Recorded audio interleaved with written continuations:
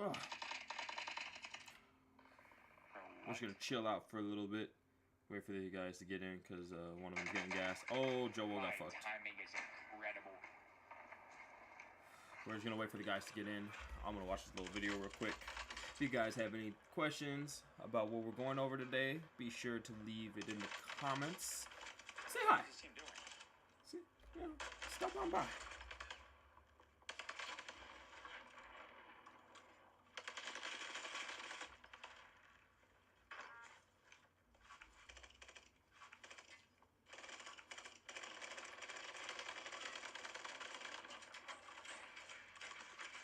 What the heck was that team doing? What was I just watching?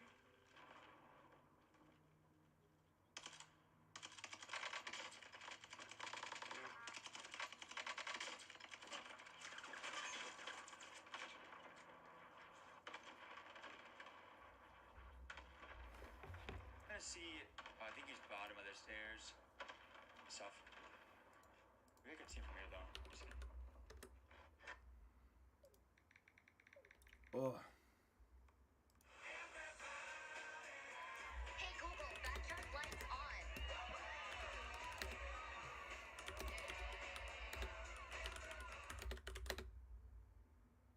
Fellas, it's time to take care of down there. I guess I have let my bottom half go. Use Manscaped's lawnmower. Shut up. See from here though.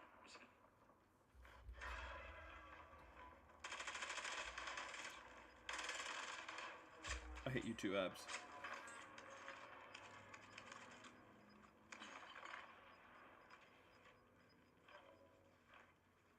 I don't like this. What the heck is that guy doing?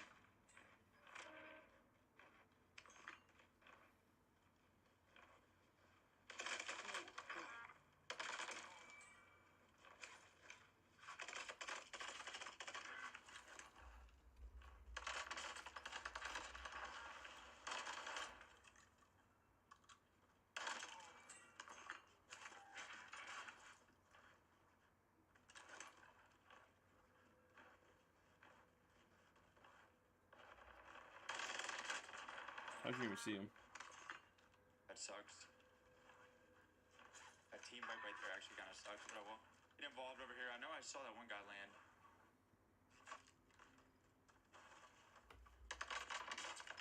Damn, that guy's a burger. His team left him. Oh, they're all here.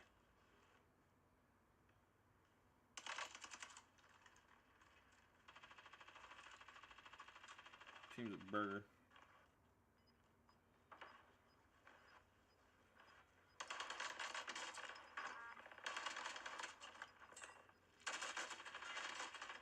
Oh my gosh. Oh my gosh, bro. Ugh. Fully body slammed. Aha. Oh. Camera bad.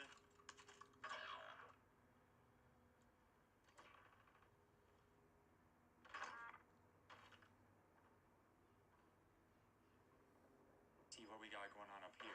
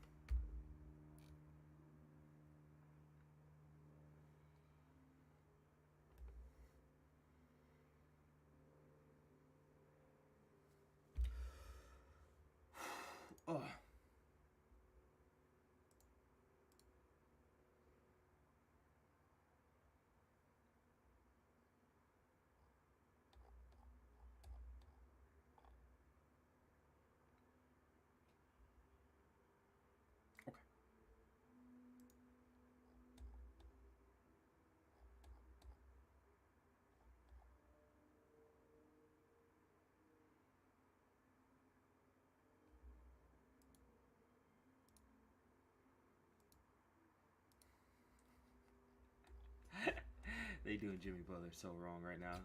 When did he start growing dreads? Implants. They're just tie-ins, my guy. My goodness.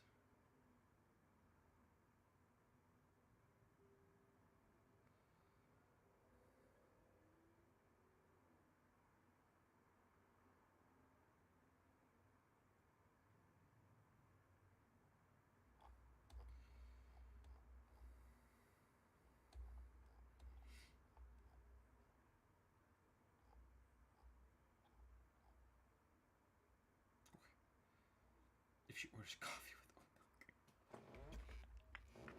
milk. Red flags. That was good. That was good.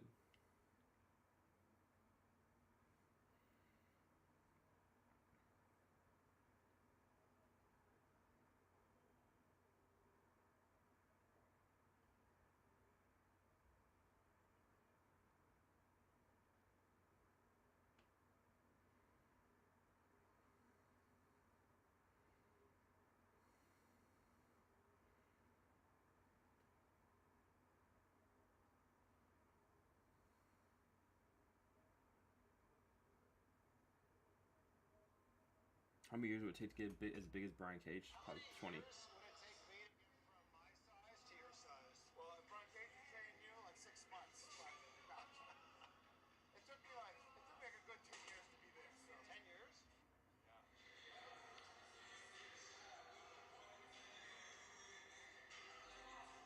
How many years? Yeah, it takes a minute to get as big as Brian Cage, man. Brian Cage and a lot of steroids. Boy, that boy big. That's a big boy. That boy biggin'. That boy's a biggin'. Oh man, that's a biggin' boy.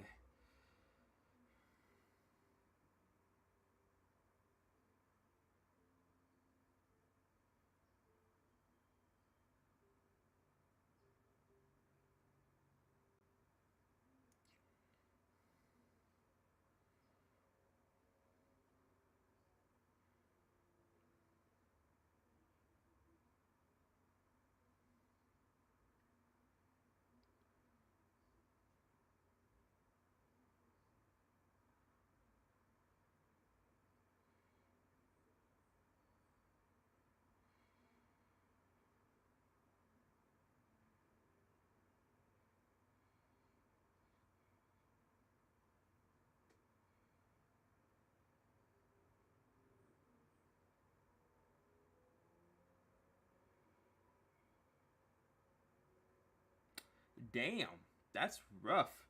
So this guy posted to match Kobe Bryant, Stephen Curry would still need one championship, one Finals MVP, attainable, 10 All-Stars. Like Curry has 8 in like his 13th year. He would have to play another 10 years and get All-Stars in all of them. Bro. 7 All-NBA teams. The fact that Curry... How many times was Kobe All-NBA? What was he, like 10, 12 time All-NBA? How many times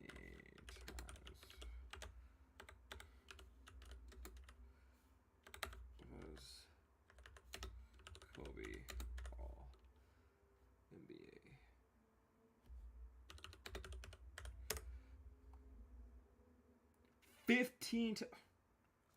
Bro, you mean to tell me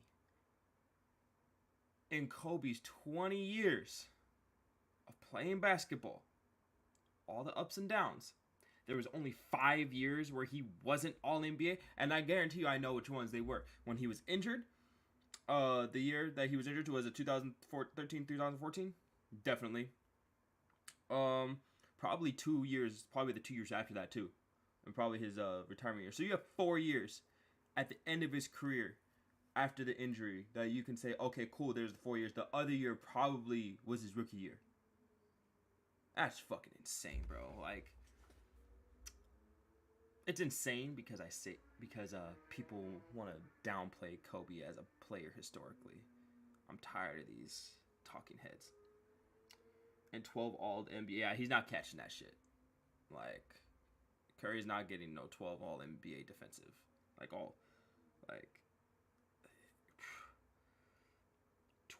times all NBA defense. Okay, and defensive. He should have got defensive player of the year at least once. Kobe Bryant was all defensive 60% of his career.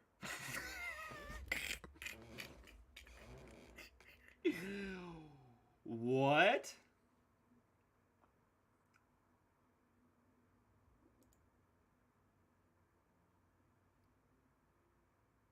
Second only to Tim Duncan.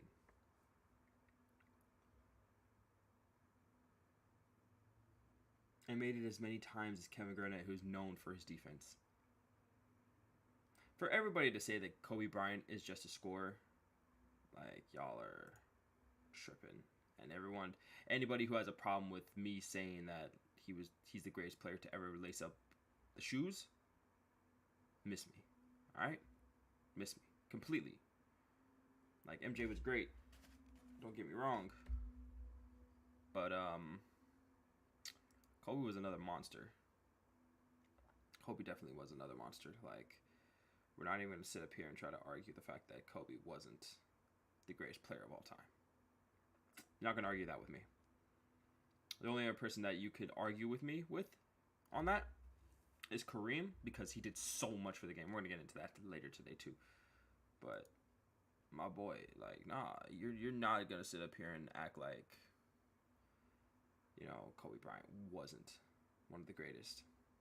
If to me, he was the greatest basketball player I've ever seen play. And I've seen a lot of basketball.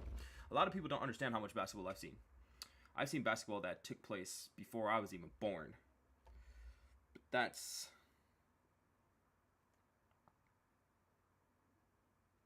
You know, I've seen my fair share, probably most than anybody, you know, probably more than anybody that's, you know, my age has seen.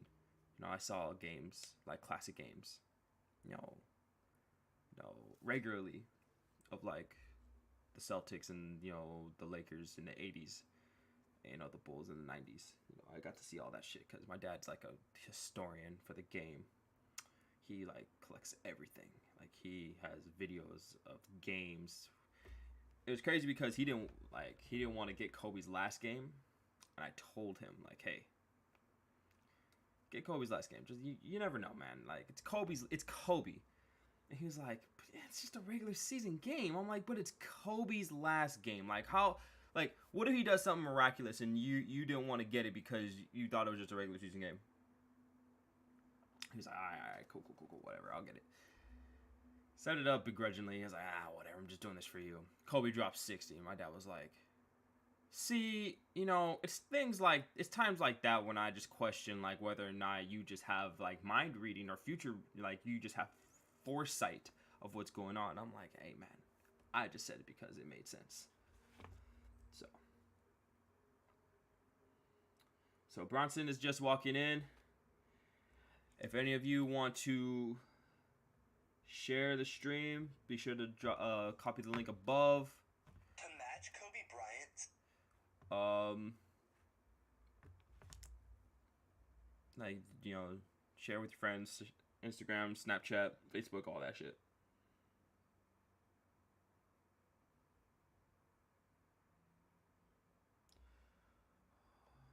Speaking of which,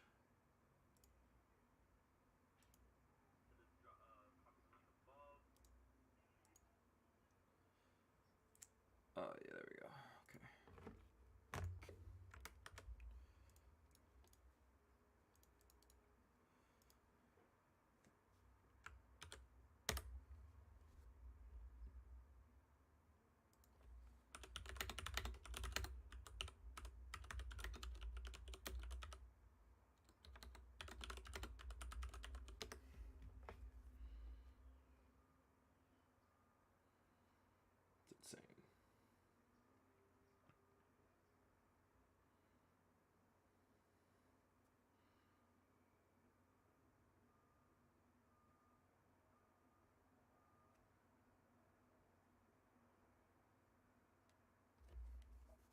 Uh.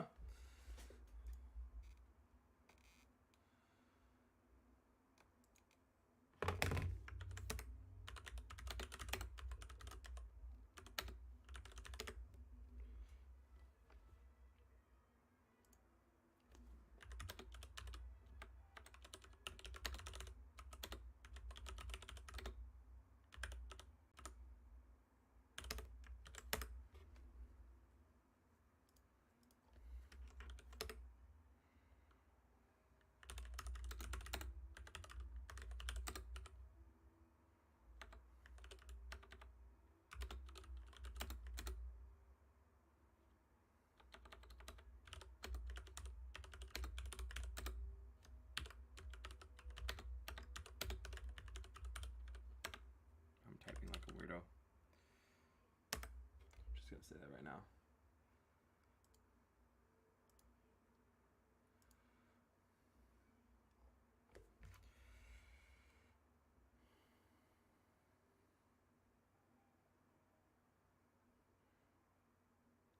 What do you guys think? I just want to know Curry or Kobe, because I'm taking Kobe all day. Perkins can miss me with that shit. Kendrick Perkins is a fucking weirdo for that. Kendrick is also mad that Kobe took a ring from him. He's also mad that Curry took a ring from him, but still.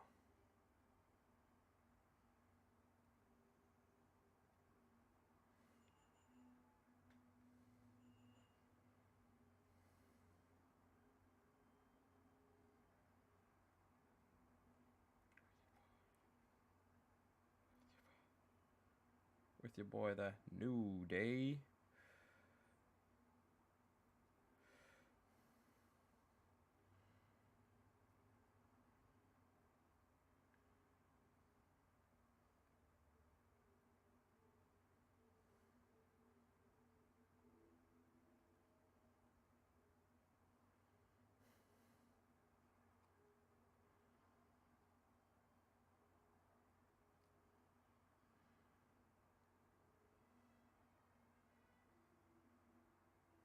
Oh, what's that song?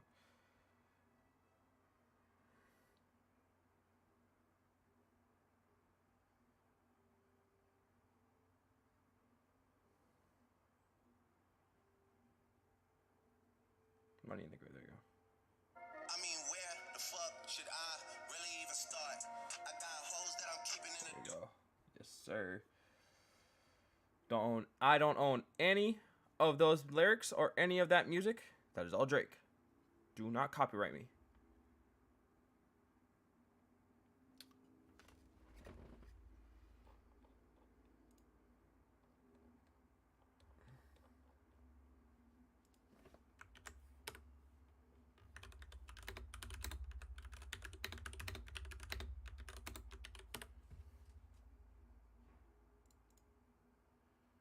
Okay, for sure. We're just gonna react to some stuff on Instagram then. Let's see what we got here. We're gonna talk about Jimmy and his dreads. Bro, Jimmy and his dreads crack me up, man. I'm not even gonna sit up here and lie. Hold up. Jimmy and his dreads crack me up. It is the funniest thing I've ever seen in my life. Like, hold on. Oh, you can't see it right now. Oh, yeah, whatever. I'm just off camera while the Discord is running. But this is so funny to me. Oh no, Haley, I'm sorry, but your boy do look like R-Truth. He look like he's saying, "What's up?"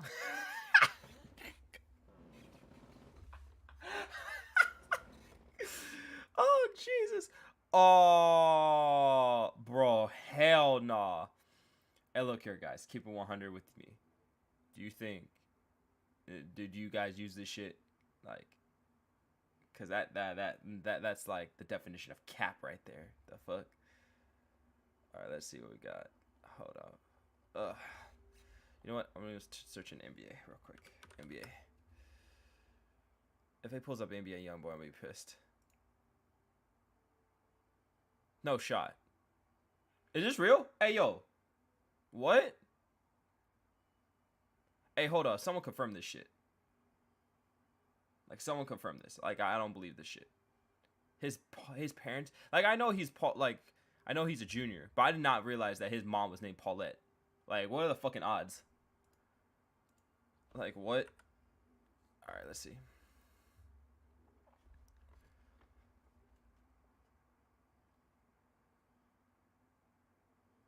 Yeah, this stat is actually insane. Like, since 1957, the first team to make it to 5 straight NBA finals. Like, but he made it to 8 straight.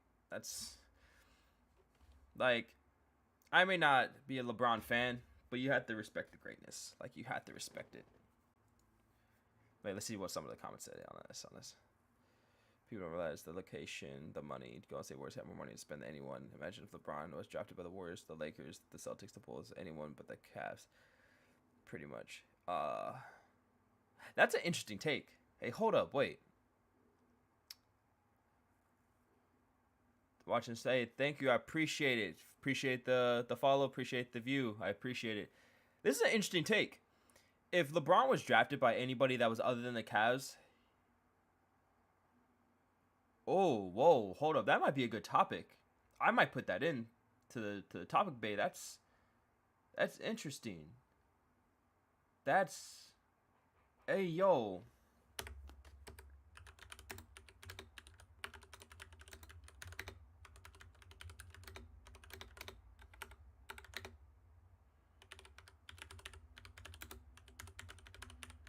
Alright, I'm putting that in there. That's an interesting take. If he was drafted by the Warriors, they in 2003, the Warriors weren't that good. He would have had to go through Baron Davis, like the whole We Believe. He might have taken that team to the finals. I'm gonna be honest with you. Like back then, he might have taken that team to the finals. That team wasn't bad. If you replace who was on that We Believe Warriors team? That was Stack and all them, right? That was Stack, Baron Davis, Matt Barnes. If you add LeBron, you don't have to take anybody out. If you just add LeBron to an 8-man rotation with those 3 other players, you give him a center. The We Believe Warriors. Who was their center? Bronson would know more about this. Roster. Yeah, there we go. They finished 42. They were coached by Don Nelson. Ew. That's fucking disgusting. Alright, let's see. We got Matt Barnes. I don't know how to say that name. Benyarny. Baron Davis. Mike Dunleavy. Monte Ellis. Oh, they had Monte at that time? Oh, he was a rookie. Oh, shit. Oh, that's crazy. Al Harrington. Oh, bro. If you gave LeBron back then a young, well, not young. He was, what, 26, I think? 26, 27? Yeah, so young. If you gave him a young Al Harrington, bro, what? That would have been nuts.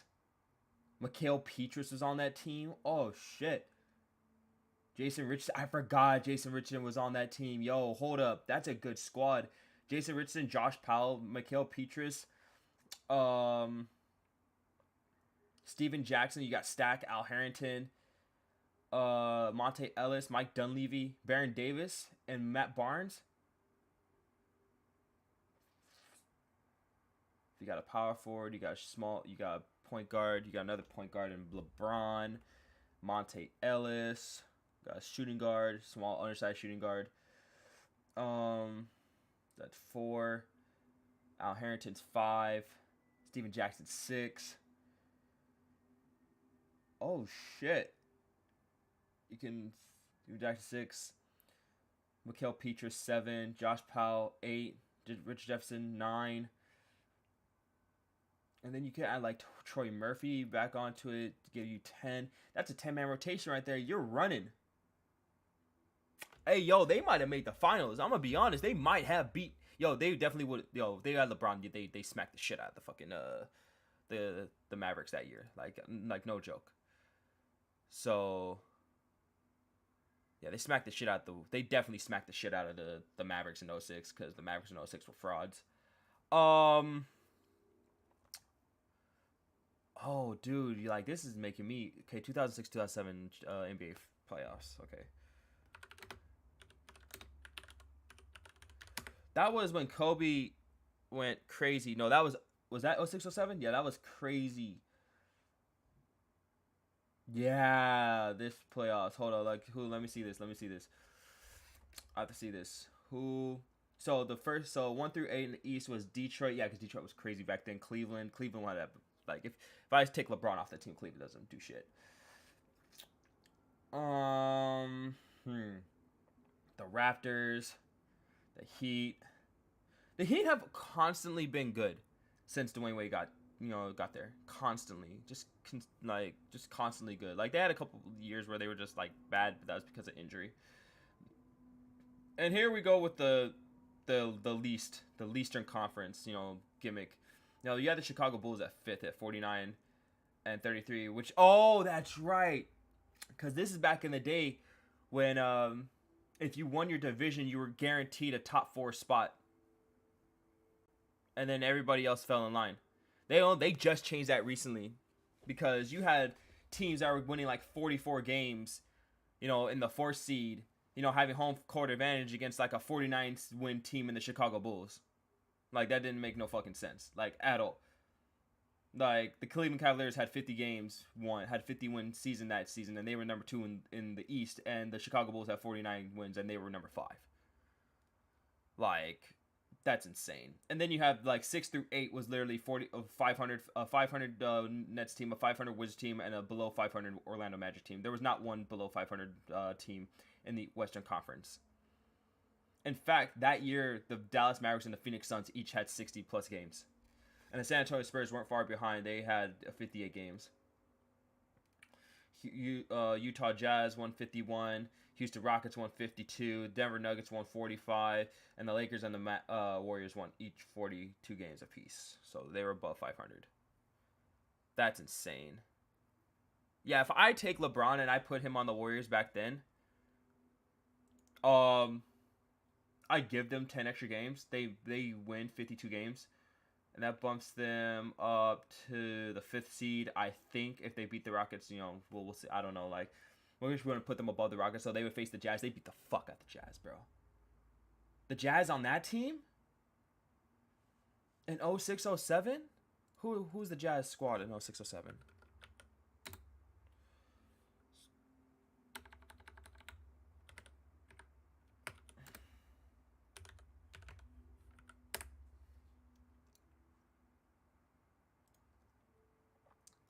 Carlos Boozer, Ronnie Brewer, Jaren Collins. Oh my God, hold up.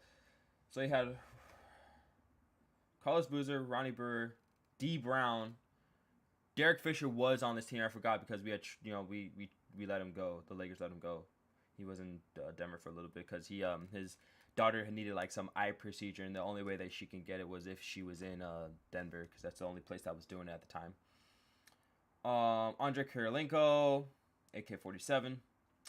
CJ Miles, Paul Millsap, fucking been a dog since day 1.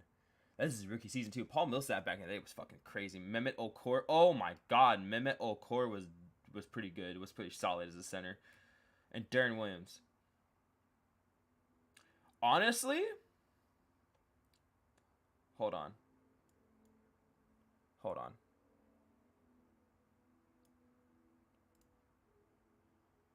Honestly, if I was to compare the rosters, if I was to add LeBron, who was a small forward that can just go? I'll get rid of the number 7, the shooting guard, the rookie out of Kentucky. He can go. Get rid of him because you don't need him if you have LeBron. So if I add LeBron to this, Baron Davis and Darren Williams are a wash back then. Paul Millsap and who was it? Who did I say? And Al Harrington? That's a wash. Al Harrington smokes him. Like especially back then, like he was a rookie, he suns his shit. Just off experience, not off size, but just experience. Like, cause Paul Millsap is still a dog. Jason Richardson was 6'6". Oh my God. CJ Miles, that's a wash. because Jason Richardson was, I think, was a little bit more consistent than CJ. CJ was just, you know, he was in the NBA for a very long time, very serviceable shooting guard, very, very good length. Al Harrington, who are they gonna get to guard Al Harrington? Probably Andre Karolinko, right? That's who they would put on LeBron, but LeBron would just bully him, especially back then in 06, bro. LeBron was super athletic back then.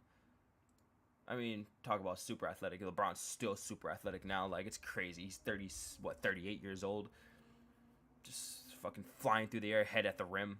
Still, to this day. Like, that's insane. Nah, that's a good take. That's a really good take. If the Lakers had drafted LeBron and Kobe, we don't lose championships, bro. It would be the same thing as if it would be a more exaggerated realization than when LeBron went to Miami to learn how to win with Dwayne. Because if LeBron's drafted in 03 by the Lakers, they beat the absolute dog shit out of the Pistons in 04. Just beat the fuck out of them. 1 year with Kobe? And then 04 05 happens? The Lakers lose Shaq. Okay, cool. We still have LeBron and Kobe. We still have LeBron and Kobe. Oh my god, nah, bro. Look, man. I'm gonna be honest with you. Be glad that LeBron never played with Kobe, bro. Like, on an NBA team. Be glad. Like, you saw what he did with Dwayne Wade. All right, the third best shooting guard of all time. Okay? Like, you're talking about the number one shooting guard, in my opinion. In my opinion. I know everyone's going to put Mike up there, but in my opinion, Kobe was the greatest greatest player in his position, probably the greatest player ever, in my opinion, you know, to touch hardwood. And you put him with LeBron, a 6'8" freight train at the time. Because LeBron wasn't like a shooter back then, but he's a better shooter now than he was back then. But, you know, with Kobe, add a slasher to Kobe. Oh, bro, a slasher like that? Bro, that would be insane if you gave Kobe Bryant a 6'8" slasher that could just dunk the ball whenever he fucking felt like it. Like, no matter who was in his way. That's a good take. I like that take. Heart that take. All right. But a weaker Eastern Conference. But the Eastern Conference has always been the weaker conference since the 1980s. Actually, since Jordan left, the East has like had a power vacuum to see who's going to be on top. And then LeBron was just LeBron. Like, that power vacuum was just like literally sucked up by one player. And whenever he went for like a decade, they won. He had very good teams. Typical LeBron fanboys losing is better than winning. No, that's not what they're saying. That's not what they're saying. It's not the same. No, stop. Stop it. They're saying if like stop that. Like, let's not. We had to put it into perspective how great of a run LeBron had. Like, yeah, he lost the 5 of them. One of them. There was nothing he could do. Like, the Spurs beat the shit out of the Heat, and the Heat were just injured and getting old. They was injury prone. 15, he didn't have Kyrie or Kevin Love, and when they ran it back in 16, they won. They got the shit smacked out of them by this guy, which ultimately made Kyrie leave because Kyrie thought he could do it on his own. Oops. But no, this is an L take. Oh, you know what? I'm not even gonna comment on that. Crazy how there's this hate on LeBron James fan page. Yeah, that's actually insane. How are you on a fan page if you're not a fan and want to hate? Yeah, that's actually kind of true. But haters are gonna be everywhere. And if you're not getting haters, you ain't doing something right.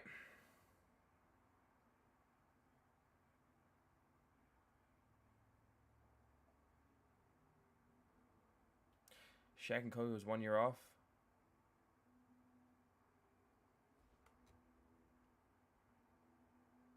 Yeah, they were.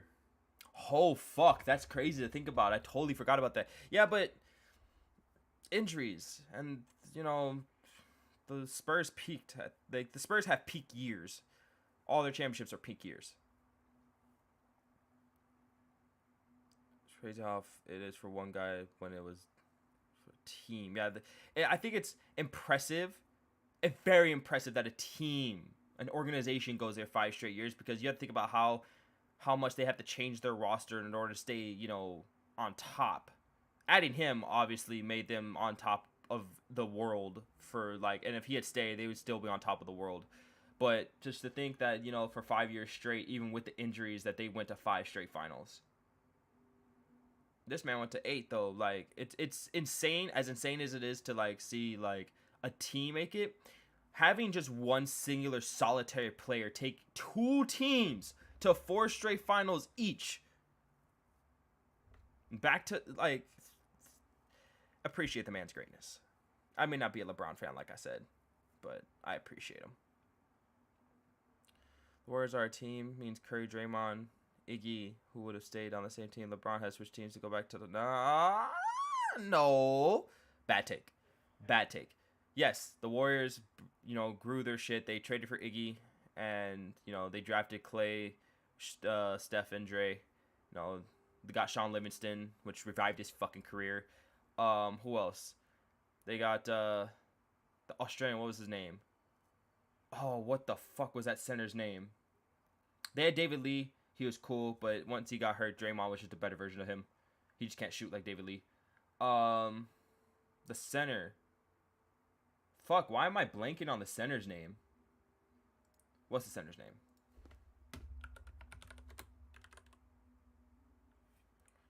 Warriors roster. This is 72. This is the 72. Oh, they had Kevon. Yeah, that's when they drafted Kevon Looney. That's crazy.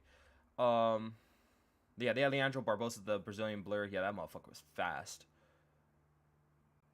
They had McAdoo. Yeah, they had McAdoo, son. I forgot about that. They had drafted him.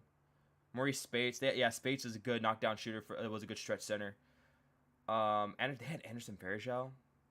They had Festus Ezeli. That's not who I'm looking for, though. They did have Harrison Barnes. I forgot about that. Harrison Barnes was on that team. Yeah, because he shot his way out of off the Warriors team. I forgot about that. Next season. All right. Was the next season or the previous season? Yeah, they had Matt Barnes, Zaza Pachulia. Damn, they finished 67 and 15. Holy shit, that's impressive. 73-9. That's obviously record. Here it is. Jeremiah Green. They have Brandon Rush. Oh my god, that's crazy. Bogut. That's who it was. Andrew Bogut. Boy, that was a good team. Really solid team. Like, and they had drafted Bogut, didn't they? They drafted Bogut and then like they brought him back. It's crazy. But yeah, nah, like it's impressive. I'm not gonna take away from the fact that this team, you know, the Warriors made it to 5 straight finals. It's crazy, and they made it to 6 and 8 years. It's fucking bullshit, bro. Like what? All right, let's see. Bryce is looking big, by the way. I'm just gonna add that to you. Bryce James is fucking huge. He's like 6'6". He's only 15. That's crazy. Bronny's getting more light because he's namesake. But like Bronny's like 6'4", but that's still like he got bounce. Bronny go no alone English, but 6 times. What, bro? 5, but whatever.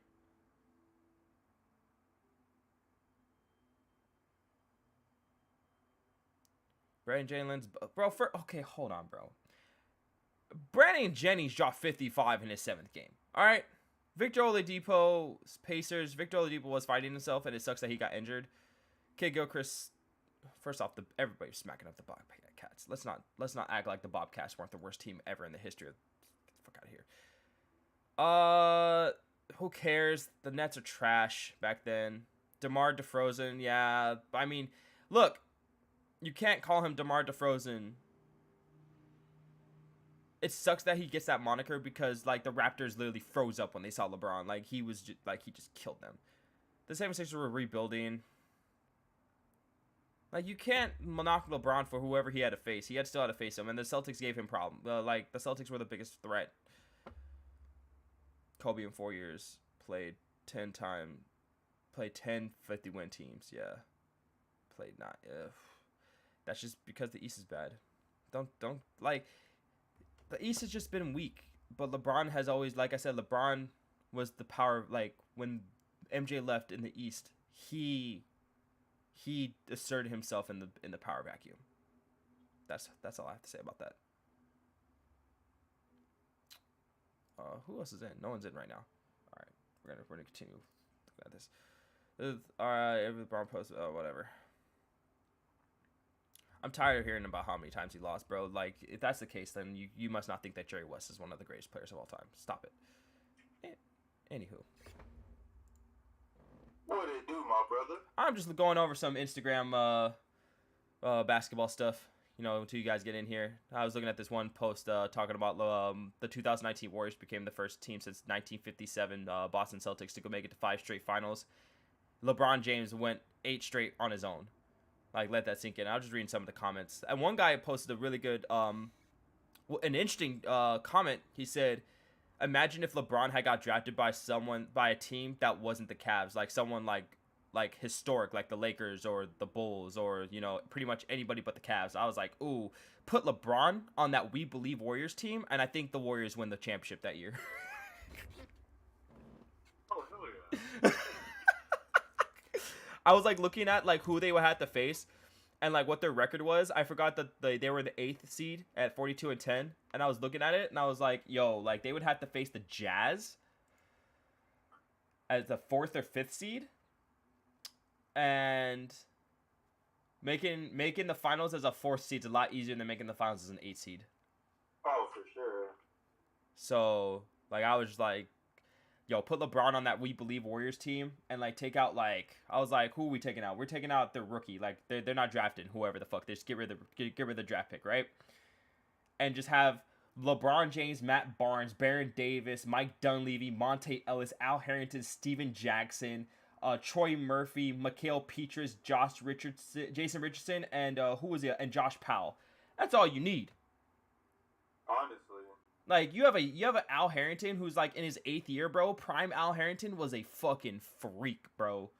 Dang. Al Harrington, up until he left, was a problem.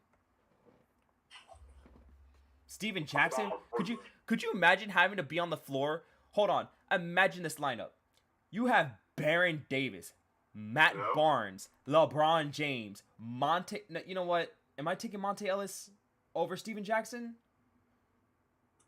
Yeah, bring Jackson off the bench. Okay, bring Jackson off the bench. All right, cool. So I have Baron Davis, Monte Ellis. I have Matt Barnes, LeBron James, and who? Al Harrington? No, I'm probably gonna bring up where's that center that they had? Yeah, I'll probably bring in Al Harrington.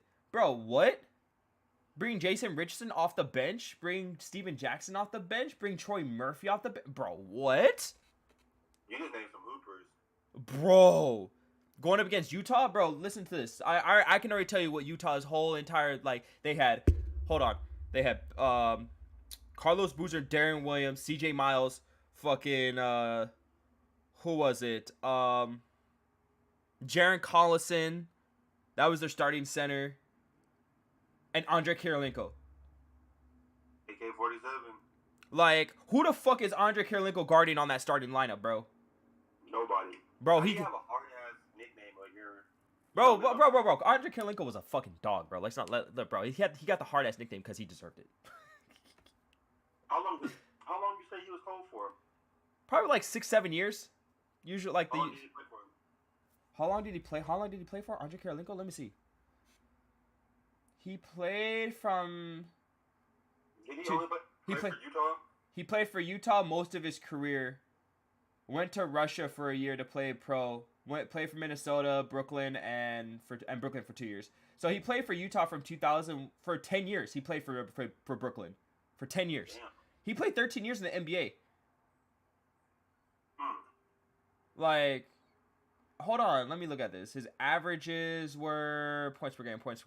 He averaged 12 points out for them, and he only played what? Like, how many minutes did he play? Minutes played. He only played 30 minutes for the. He played 31 minutes for them on average. Like, getting 12 points is serviceable.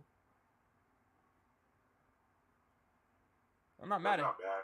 Yeah, I'm not bad. And he was their defensive. He was like he was the person that played defense on the wing. So that's what he was known for, was defense and 3-pointers. He was 3-and-D. His 3-point percentage was what? Oh, 32. Not really 3-and-D. He was just, he was serviceable. Can't be too mad at that. He shot an effective field goal range of 50%. Bro, what? The fuck? Yeah, Andre Kirilenko was a dog. But nah, he getting cooked. If you put LeBron on the 2006-2007 We Believe Warriors, bro, they get a championship that year. So he's getting cooked. He's getting cooked. The fuck? Bro, imagine having a guard LeBron and then coming off the bench, Stack. Oh my god. I'd cry. Oh, I'd cry. Alright, let's see. What else we got on Instagram? Hold on, let's see. Kyrie Irving showing how to attack a defender with a wide base. It's actually not that hard because they're lower than you. You just have to get around them. Or is he talking about using a wide base? Let me see. To where you can shift and change or shoot. Teach wide base so you can control. Oh, he's saying. Oh, okay. So he's saying how to attack a defender with you using a wide base. Okay. I mean, that's the point. I mean, it's all about control. Yeah, that's exactly right. Let's see. What else we got here? Bullshit. Let me see. Well, what'd you say? He must be talking some school shit. No, that's Paul Handy, bro. That's the Lakers handling coach. Oh no, I think you said something else about school. No. He's talking about like attacking a defender with while using a wide base. Like there's the reason why you have a wide base when you're attacking a defender, so you can like. I mean at that point it's a dribbling triple threat. LeBron James. Let's see how many times he scored 50. Playoff LeBron, 51 points. Boy, that shit was crazy to watch. That's just actually insane to watch. How many times LeBron got 40 in the playoffs? Let's see. 11, 15, 19. Oh, wait. No, these are all the... No, hold up. I have to count this. 11, 12, 13, 17, 21, 23, 24, 25, 26, 27, 28. He has 28 games over 40 in the playoffs. That's crazy. Fucking disgusting. MVP. Let's see. This list was kind of tough. It wasn't tough for me because like I literally thought about like who impacted the game, and like I'm not like all time like who changed. Like I looked at it as like who, like the NBA had to change rules for like you to for like that's what I mean by impact. And then you have guys. Then you obviously have guys like LeBron, who's just like once he steps on the floor, like you have to guard, like you have to play his game and just beat him at it. Like there aren't many players like that. Let me see.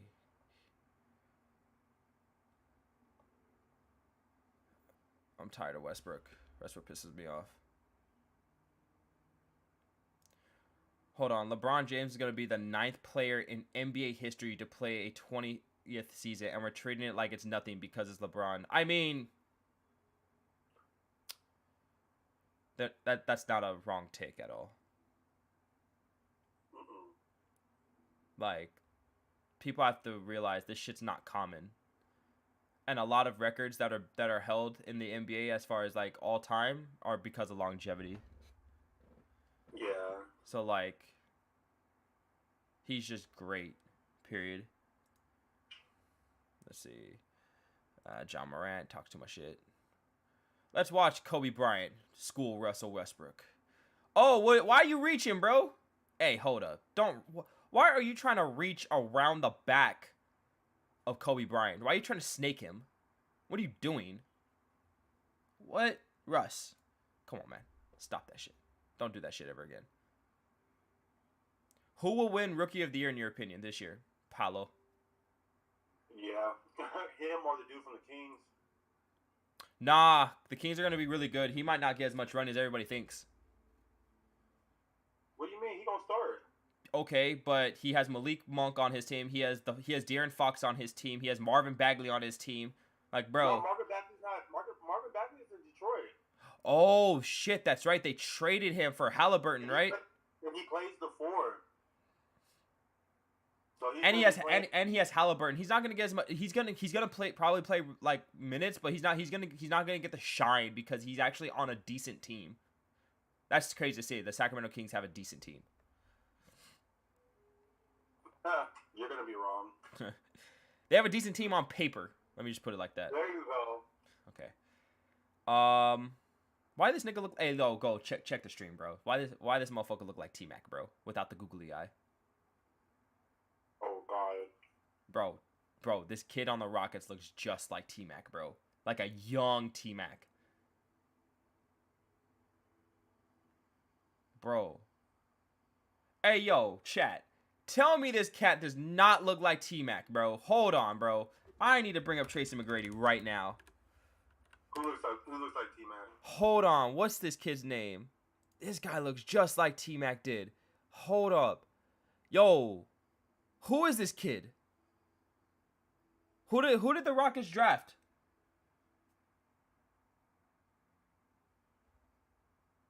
Oh, they drafted is it what Ty Williams? Ty Williams? Hold on, let me see. 2022 NBA draft. Houston Rockets. Jabari Smith. Yo, that is Jabari Smith. Bro, why does he look like T-Mac, bro? He's cold, too. Bro, I know Jabari Smith is cold. He's the guy that went to Auburn, right? Mm-hmm. Yeah, that motherfucker cold. Bro, look at T-Mac. Look up a picture of T-Mac and then look at this picture, bro. This looks just like T-Mac, bro. I honestly thought this was T-Mac. I thought they were bullshitting me right now.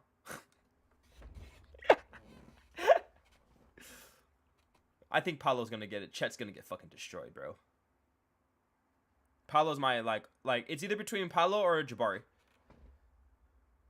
Yeah. I don't really see any sleepers. No, I don't see any sleepers either. Jazz are talking trades. Mitchell trades with Chicago and Washington. Knicks have backed off. Who cares?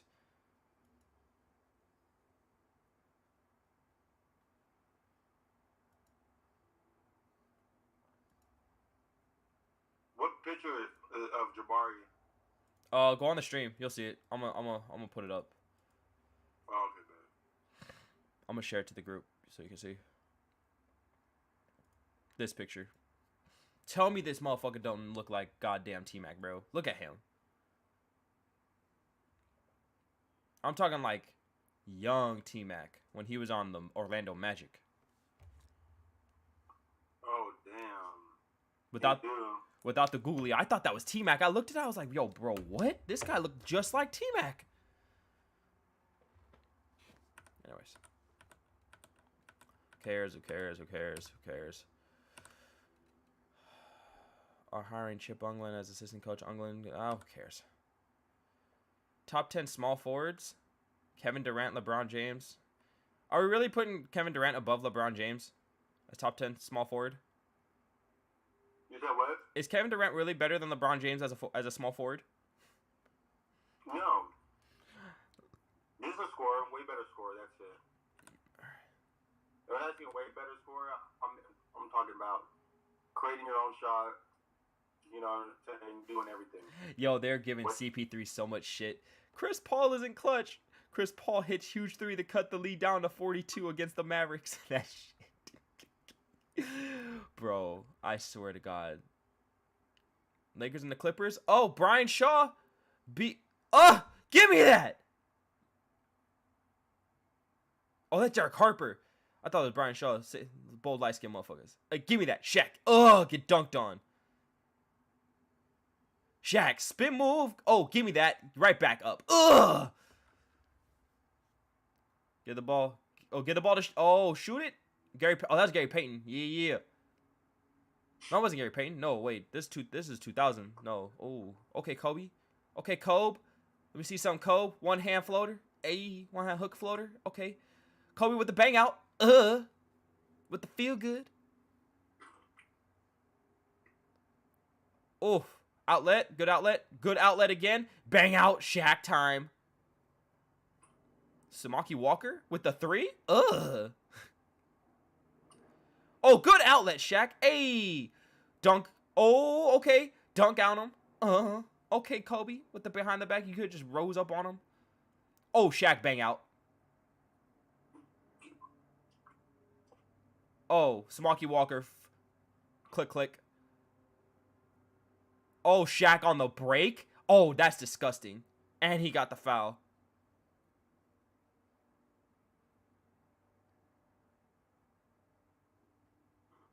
Oh, good skip pass. Oh, good lob. Killick. That's that triangle offense, baby. Yeah, B. Shaw, boy. Is that Rick Fox pulling up a pull-up mid-range? Hey, okay. Okay. Oh, give me that. Shaq in the post. Hey, bro, what are you gonna do about Shaq in the post, bro? Nothing. What is anyone gonna do? Oh, Shaq in the post. Ugh. Drop step. Done. Bro, imagine Shaq. I'm watching this clip on Instagram. Oh, Kobe dish off to Shaq. Dunk mode. Like motherfuckers cleared out the way when Shaq got the ball, bro. Oh, there's AC Green on the. I was about to say who that? That's AC Green on the bench. The Iron Man. Oh, lob from Shaq to Kobe from mid-court, bro. That's disgusting. Like, what are you gonna do about that? Ain't nothing you can do about that. Hey, if the Pistons bring back their old uniforms, bro, that shit's gonna be lit. The teal uniforms? The teal ones. Yeah. Boy, with the horse on the front. Bro, could you imagine Shaq in today's game, bro? Like, what he would do to players? Shaq would average 50. He'd put up. I honestly think you're right. He'd put up like some 50 and like 24 shit like a night. Shaq would literally, if he played in today, no bullshit, he would probably average at least 35. I'd say like 35 and 14. Like on a conservative note. Like I feel like now, like Shaq would definitely work on his free throws a lot more because a lot of these centers. Oh yeah, if he came up in today's game, oh yeah, bro, yeah, he would be a lot more skilled player. But he was just big, bro. Jokic trying to guard Shaq, bro. Jokic had problems with fucking Dwight Howard, bro. He would get dogged by Shaq. Shaq would bully him. Shaq would bully him. I can see Jokic and Shaq getting into a fight. Jokic don't want that, bro. Shaq's too big, bro. Shaq's 7'2", bro. Like, and 350, bro. What the fuck you gonna do, Jokic? On a light day. He on a light day. Like what? Like let's not forget, Shaq was 400 pounds at one point, running up and down the court. Just think about that shit, bro. Shaq was 400 pounds, running up and down the floor. Most triple doubles in a season. Rajon Rondo with 6. Rajon Rondo with 5. Lance Stevenson with 5. Russell Westbrook with. Bro, Russell Westbrook had the most triple doubles from 2014 to 2019. Yeah, he's the only motherfucker that's actually trying. Okay, so it was so in 2014 he got 11. In 2015 he got 18 triple doubles, which is a lot. Let's not act like getting double-digit triple doubles in a season is not a lot. And then he got 42, 25, and then 34 triple doubles. Like, let's not act like yeah, you can say stat padding all you want, but you have to actually go out and get that shit. That's the thing, like it's hard, like it's hard, and you have to make sure that your team is knocking down shots. So, or you're just getting, if you're getting steals as a part of your triple double, bro, that's even more impressive. That's just hustle. Y'all hustling, everybody. Scottie Pippen Jr. My dad was asking, like, my homie Daniel was asking, is Scottie Pippen Jr. on the team? I'm like, practically. He made the team. He's definitely gonna get minutes. Him and Austin Reeves coming up. Hell yeah. Who's our backup point guard? That would be Scottie Pippen. No, that's Austin Reeves.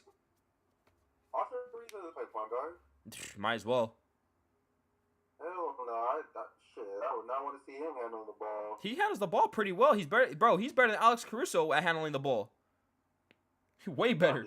Way better. I mean, Alex Caruso playing the one.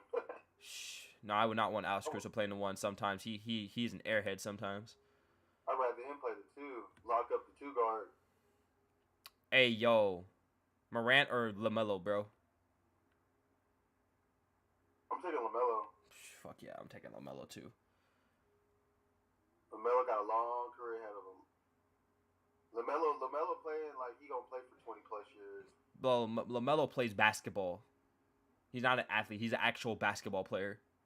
And that's what people don't understand. Like Ja, yeah, don't get me wrong, like he's good. He's a great player. He's a great athlete. He's a great There's athlete. a reason why he's in the league, but He's a great athlete. he's a better athlete than he is basketball player. Yeah. Someone made a video. They're like basically saying, what was it? In order for Steph to catch Kobe, he needs 1, an NBA championship, 2, an NBA Finals MVP, 3, 10. What was it? Hold up. It was like 10 All NBA selections. I was like, oh, nigga, what? Jesus. Hold on. It was like 12 All Defensive teams selections. Oh, that's fucked up. I was like, yo, what? Steph hasn't even made 1, right? No, Steph has never made 1. He's never gonna make 1. No, hell no. Does he care? No. No. What was it? Hold on. Let me bring it back up because that mess was actually hilarious. I mean, does Steph have 2? Steph doesn't even have 1. All NBA? All NBA defensive? No, MVPs. He has 2. Yeah, no. We're talking Finals MVP. Oh, okay. You're He talking. only got 1. Yeah, he only got 1 Finals MVP. What is it? What did it say?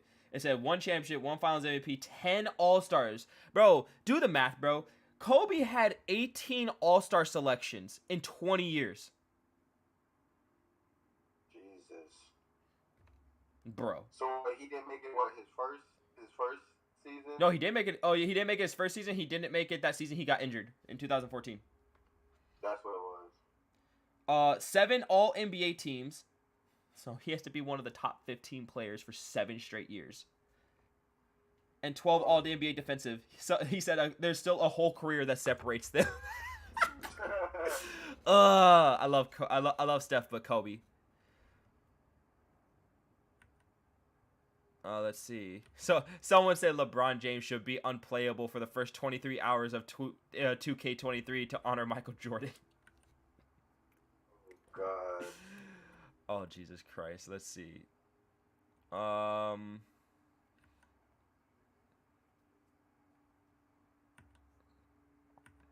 Wait, is there no more? Oh, that's it? Alright, whatever.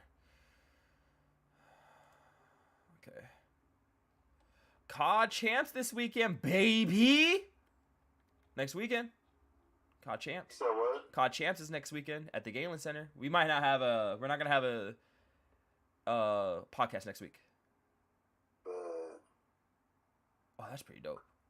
Are you gonna go to it? Fuck yeah, it's at USC, of course. Well, how much does it cost? Like $45 for a ticket. Oh, okay. If you had one, you just going to spectate? yeah, fuck yeah, I'm not. What? Do you think I'm going to go out there to play? The fuck? I ain't that good. In the media? Hey, look, nah. I'm not covering that shit. There's no reason to. He said, "Fuck that." No, fuck that. Like I've been paying attention all year, like to like all the matches, but nah, I'm not. Fuck that. We got some good matchups. First matchup is LA Thieves versus Optic, Texas Optic. Let's go, Texas. Yeah, LA Thieves. LA Thieves and the Texas Optic are the only teams to beat. Oh, and there's like 3 teams that have only beaten FaZe this year. And Texas Optic just lost their first match to FaZe this whole year, like last tournament. They've been beaten. They're like 5-1 against them. Damn. This season, I'm like, bro, what? How are you? All right. They beat them bad. Is FaZe Atlanta still a clan? Yeah, FaZe. Yeah, FaZe Atlanta FaZe. Yeah, they're FaZe clan. How are they? They're number 1 in the league right now, but it's not as runaway as it was last season. Last season they ran away with that shit. They won like 3 majors last year. They beat everyone's ass. I was like, hey, you just gotta appreciate greatness. Everybody hated on them, and I was like, there's nothing to hate. They're just that good in comparison to everybody else. All right. this list was tough this year, this weekend. Let me see, podcast.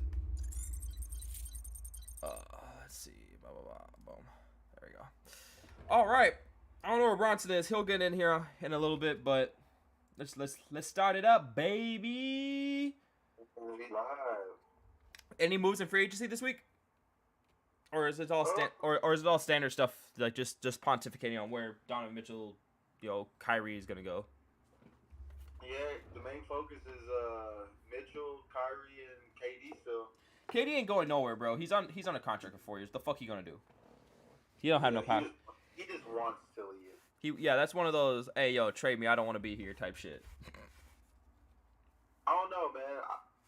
Where honestly, besides, do you want to see Kyrie with the Lakers?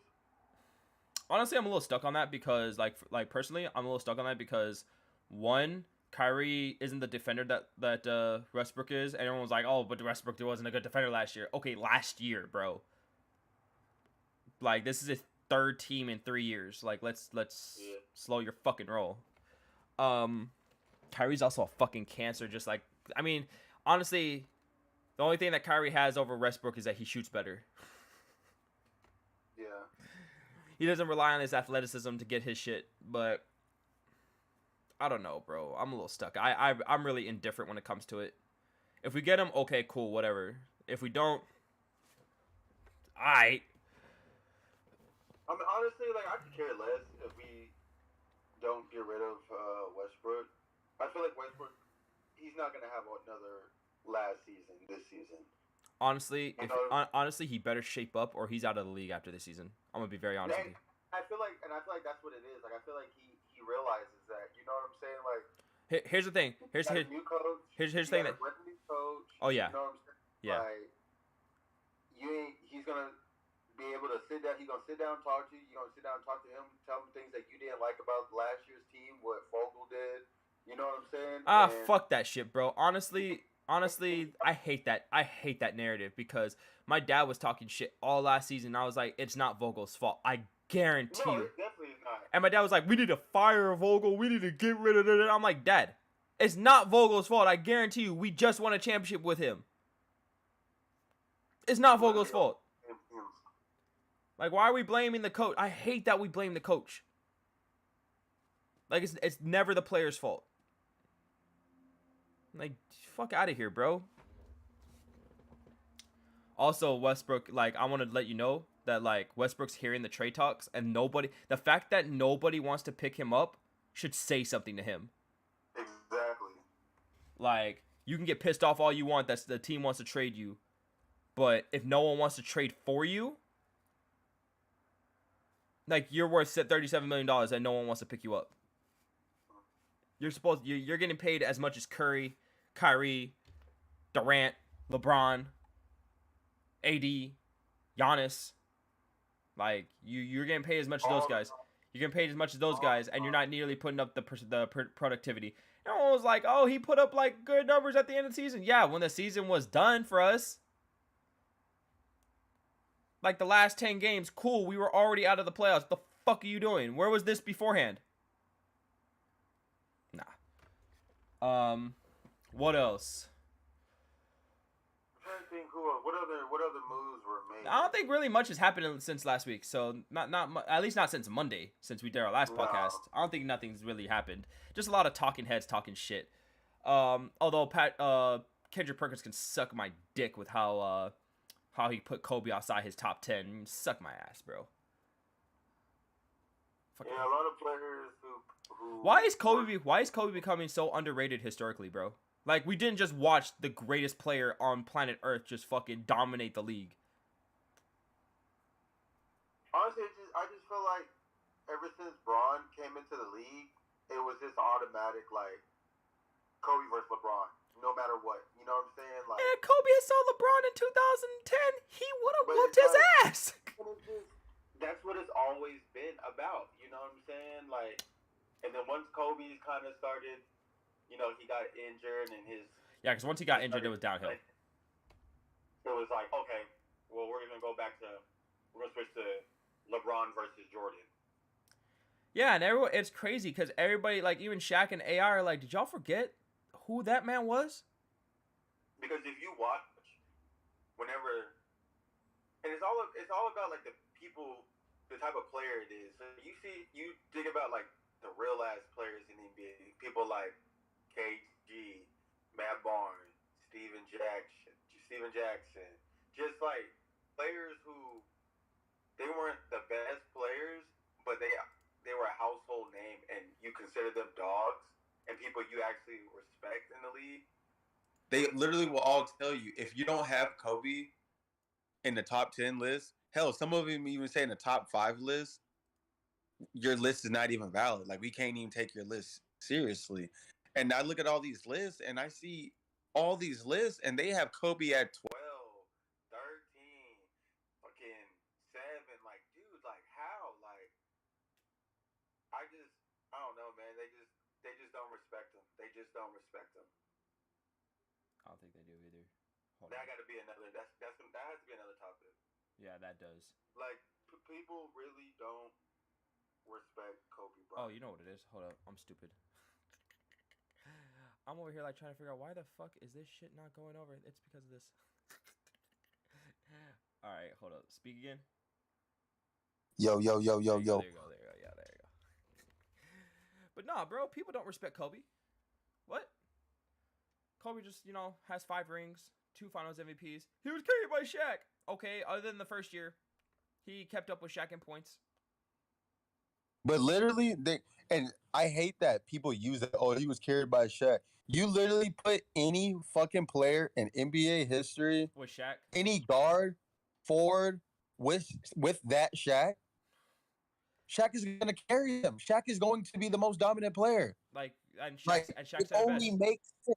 It only makes sense. And Shaq said it best, though, bro. He said when Penny came in onto the team, we went to the finals that year. Like, I just need a guard.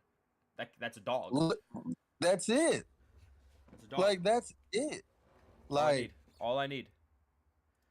Like you put the same. You put early LeBron with that Shaq, bro. What do you think's gonna happen? You put that Shaq on that Cleveland team. Shaq is gonna dominate that fucking team. Shaq's gonna dominate. It's not gonna be in the Eastern and in the Eastern Conference, bro. Outside of the fucking Detroit Pistons, bro, the Detroit Pistons are getting smacked. Like, no one's gonna sit here and be like, "Oh, LeBron carried Shaq." No one ever no one ever carried Shaq like overall. Like there was games and series where Kobe, was a better player, but it was always Shaq. Shaq was the. It was always Shaq. Shaq was the deciding factor. Shaq was the impact player, and that's good topic. I love the topic that I picked because Bronson was like, "What the fuck, bro?" I'm like, "Hey, man, impact player." Like, people don't realize that shit, man. Like, I hate that's like the biggest thing. Oh, he got carried by Shaq for 3 weeks, dude. Replace Kobe with any other player, it's gonna be the same exact shit. Yeah.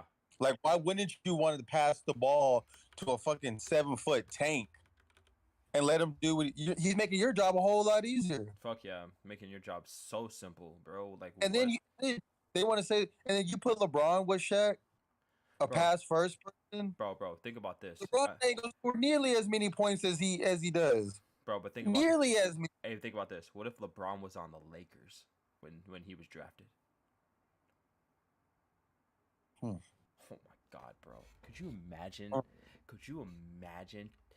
We would not have lost to Detroit.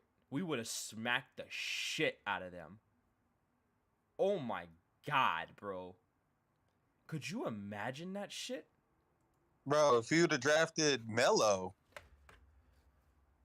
Oh! If we would have drafted Melo. What? If we would have drafted Melo. Gross. Stop. If we had drafted Kobe said was the hardest player he had to guard. Bro, could you imagine Kobe throwing the ball into Melo on the low post and Melo going off, bro? Like, stop it. Stop it. What was he, 19 when he came into the league? Yeah. Melo, he already had the NBA body. And he already had the NBA skill. A lot of players coming out of college, they can be elite players, but they don't have that NBA size. They don't have the NBA skill. Like, look at Paulo. People knew he was NBA ready as soon as he took that first step into Duke. First off, he was NBA ready at like as soon as he came out of high school. Like, look at him. Like, you know what I'm saying? Players like Zion, you knew he was NBA ready. He should have went to the G League. Oh man, nah. If he'd went to any other college, then I would have said that. But he went to Duke, so. Blowing out shoes and shit. The fuck. Oh my God, blowing out shoes and shit, man. Blowing out shoes and shit. Like, bro, what? If Zion didn't miss those games, we'd have won the championship that year. He took a little longer break. Yeah, I think so. I think that's a good take. If he never got hurt, we would have. If we didn't win it, we would definitely made it to at least the Final Four. Where did we lose in Elite 8? I want to say Sweet 16. Elite. Yeah, Elite 8. You lost to Kentucky. I'll be right back. Hold up.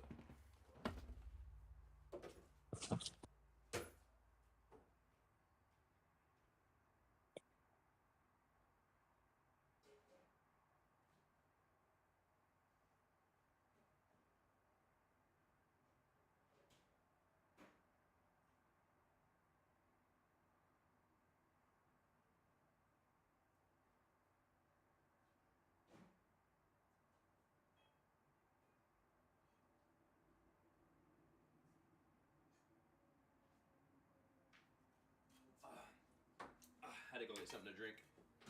Your boy was parched.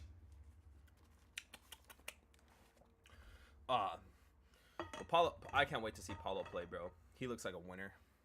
Oh, it just sucks he's in Orlando. Ali, he could be in a worse place. He could be on the Celtics, so be grateful.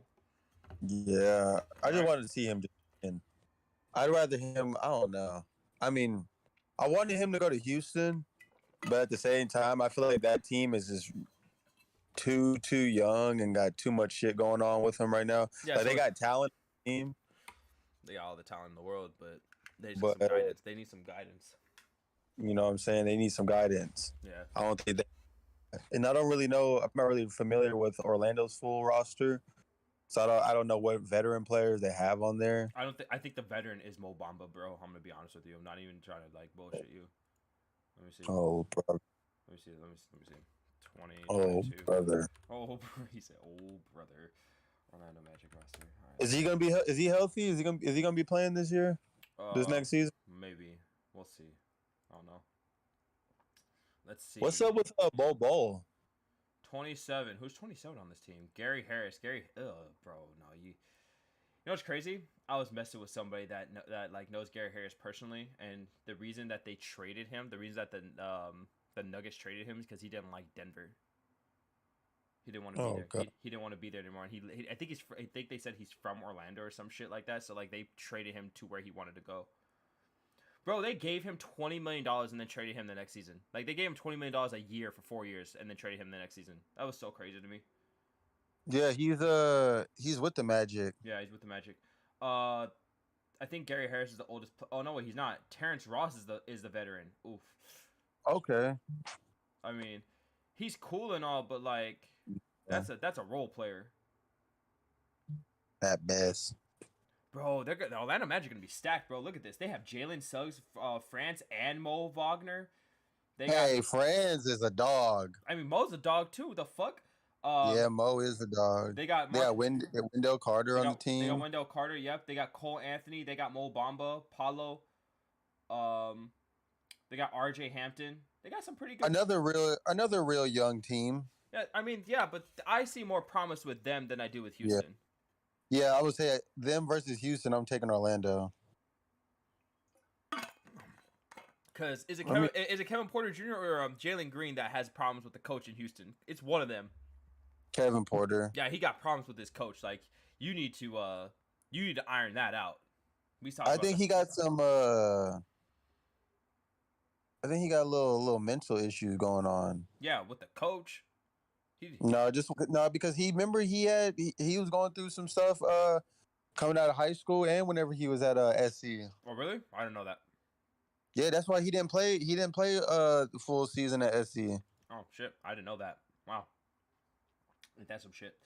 All right, well, I hope that they Yeah, he was suspended for conduct issues. Oh yeah, he might have an attitude problem. Yeah, that's I not think gonna he look good. does. What's up, B? What's up? Nothing much, man. What's good, my boy? What's the What's good? What's the deal? It's I been just a feel while. like he's just still kind of like thinking he's still in his neighborhood in Washington, if that makes sense. That's not good. You can't be acting like that. You're gonna end up like Ron Artest without the fucking malice.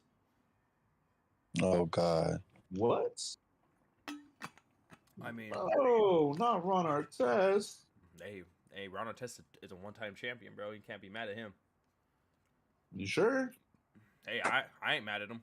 Shit, You sure? he got me I've a never ring. seen someone so happy to get a ball passed to him by Kobe. Bro, I'd be happy to get a ball pass from Kobe. The He fuck? passed me. He ball. passed me the fucking ball, and I shot it. And the Zen Master, he's Phil Jackson's Zen Master. He has a little. He sends shit to you. He said, "Hey, don't shoot that ball." I said, "Hey, shut up." I shot the ball. That shit was so funny. That was the best post game interview I've ever seen in my life. I got Wheaties.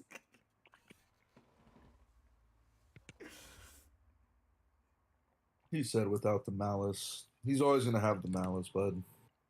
I'm just talking about like the attitude problems. Like Yeah. Kevin Porter need to work on that shit because you can't be getting into like public like outings with your coach in the middle of a game. Yeah, tell DeAndre Ayton that too. Hey, I will tell DeAndre Ayton that you can't be doing that shit, bro. Especially in In the Game playoffs. 7 of the Western Conference semis when you're losing. Losing. That's a nice way of putting it.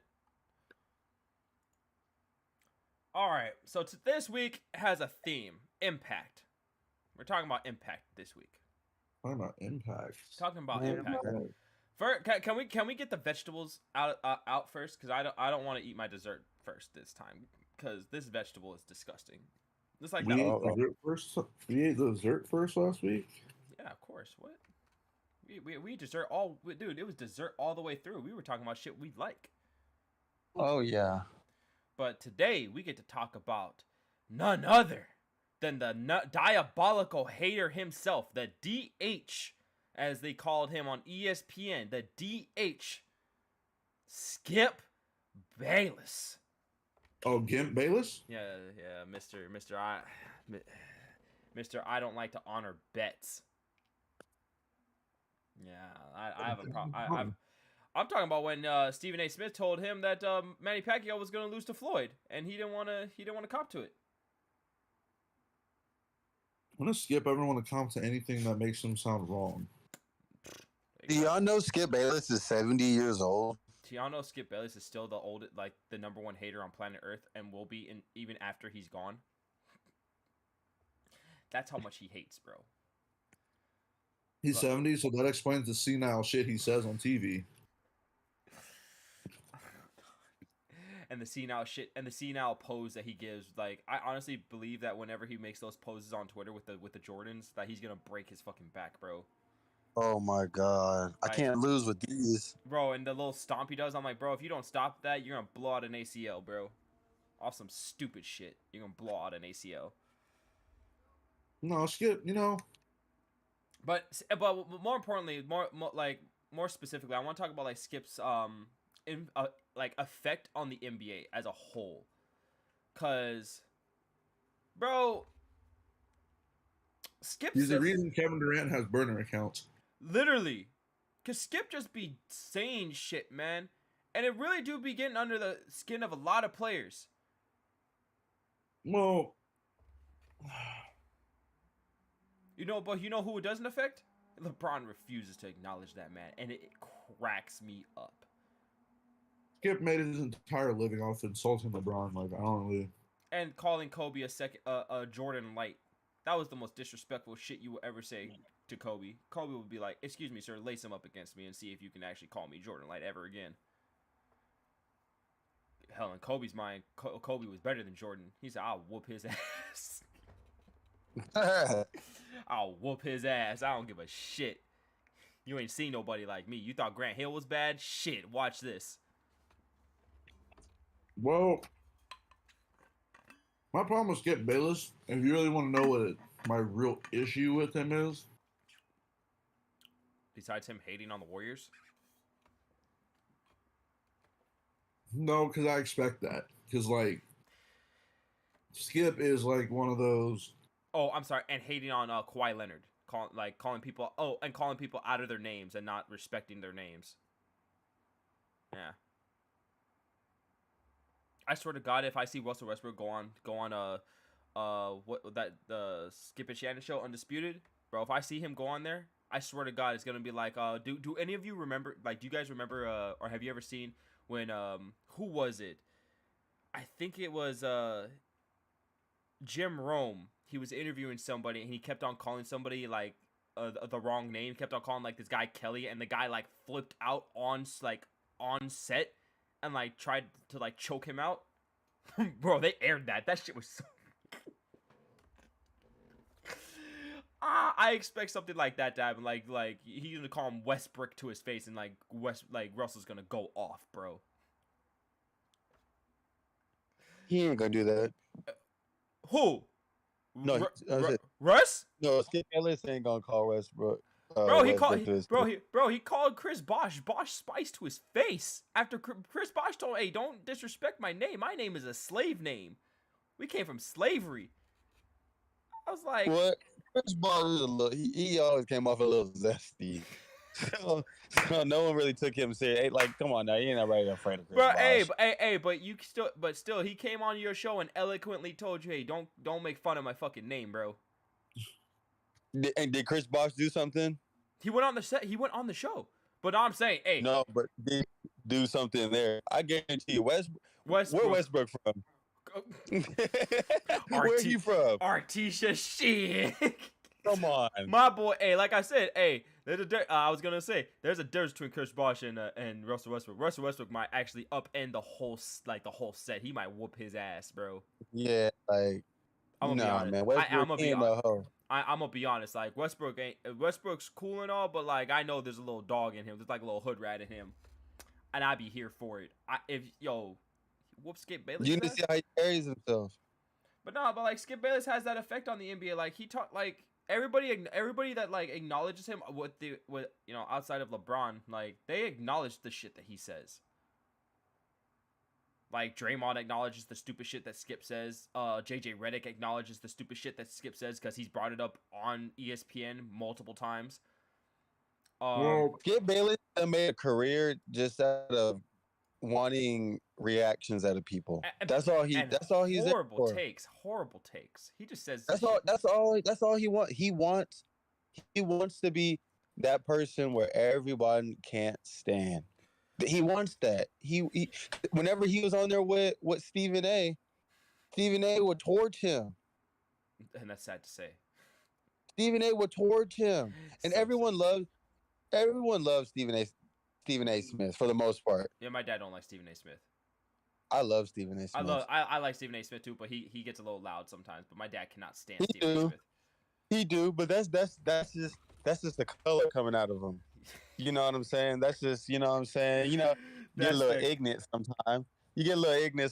That's all right. But the shit that Stephen A. Smith says, it actually makes sense. It has valid points. Skip, on the other hand, it's just like, come on, dude. Now you just saying shit just to have people pissed off at you. Like, literally, like, half of the shit that he said. And one thing I can honestly say that I do like about Skip Bayless is how much he trolls LeBron. Bro, he trolls LeBron so hard, bro. Just because it's pure entertainment. And he knows that LeBron's not going to physically hurt him. He knows that. LeBron has not acknowledged Skip Bayless in 20 years. Exactly. So it's just like, you might just keep going. You know what I'm saying? Like, go ahead and get people to like you. Get the LeBron haters to like you just because you talk about him. You know, LeBron, is he my favorite player? No. Is he on my favorite team? Yeah. But I enjoy listening to Skip Bayless talk shit about LeBron. It's funny. It is. It's funny. But other than that, he's just stupid. Like, Shannon Sharp be killing him. Bro, Shannon's a football player talking. You're getting killed by a football player when y'all talking about basketball. my thing about Skip, and this is my real problem with Skip, is that Skip Skip does something in arguments that I'm not really a fan of. Chase knows this.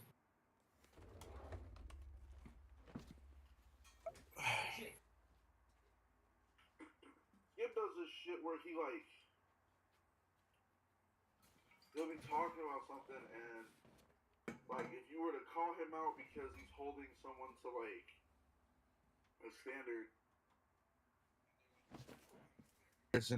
but like he doesn't hold it the same way. So like for instance,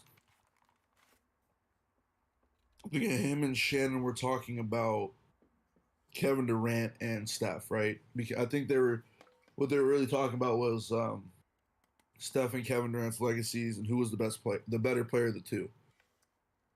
My problem with Skip with the whole argument wasn't even what he said as a starting point. Because what he said was fine.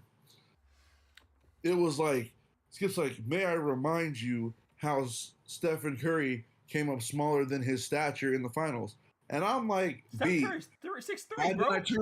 We turned around. Well, no, Shannon turned around and was like, gave his averages and like, so it's not like he didn't perform in the finals. He was like, you're focusing on 3 games in 1 year where Steph wasn't really even fully healthy and he had a hard time with it. And he goes, but and like Shannon said, might I remind you, how did Steph and the Warriors get to that finals? Who came up small for them to get there? And then Skip was still like, well, Kevin couldn't win with Russell Westbrook. That wasn't the question. That's not what we were talking about. And then Skip was like, don't try to rewrite history for Steph. Hey, don't rewrite it for Kevin. Kevin and Westbrook both choked off that 3-1. They both did it. Hey, you know what?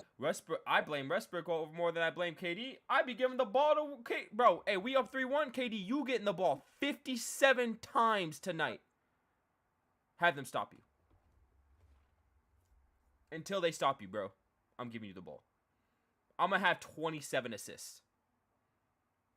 Yeah. I told my dad that when they choked off game 5, and then game 6 Clay happened, I was like, hey, if it was me, I'm giving the ball to Kevin Durant saying, get the fuck out the way. Straight like that. Hey, if you need a repost, I'm right here. Oh, you need the repost? Here you go. Oh, you want the repost again? There you go. Oh, he scored. All right, cool. Assist number 25. All right, cool. I got an NBA record. Yes. Kevin Durant got 65 points. I got 25 assists. This is a legendary game. This is a legendary game. Sensational. Sensational. Jesus. We're gonna see the Cleveland Cavaliers, and we're gonna whoop the shit out of them too. Sensational. Thank you.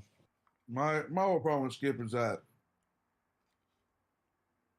he makes excuses that he doesn't give to everybody, and he moves the goalposts every time he gets into an argument with Shannon. And I'm just like, I guess.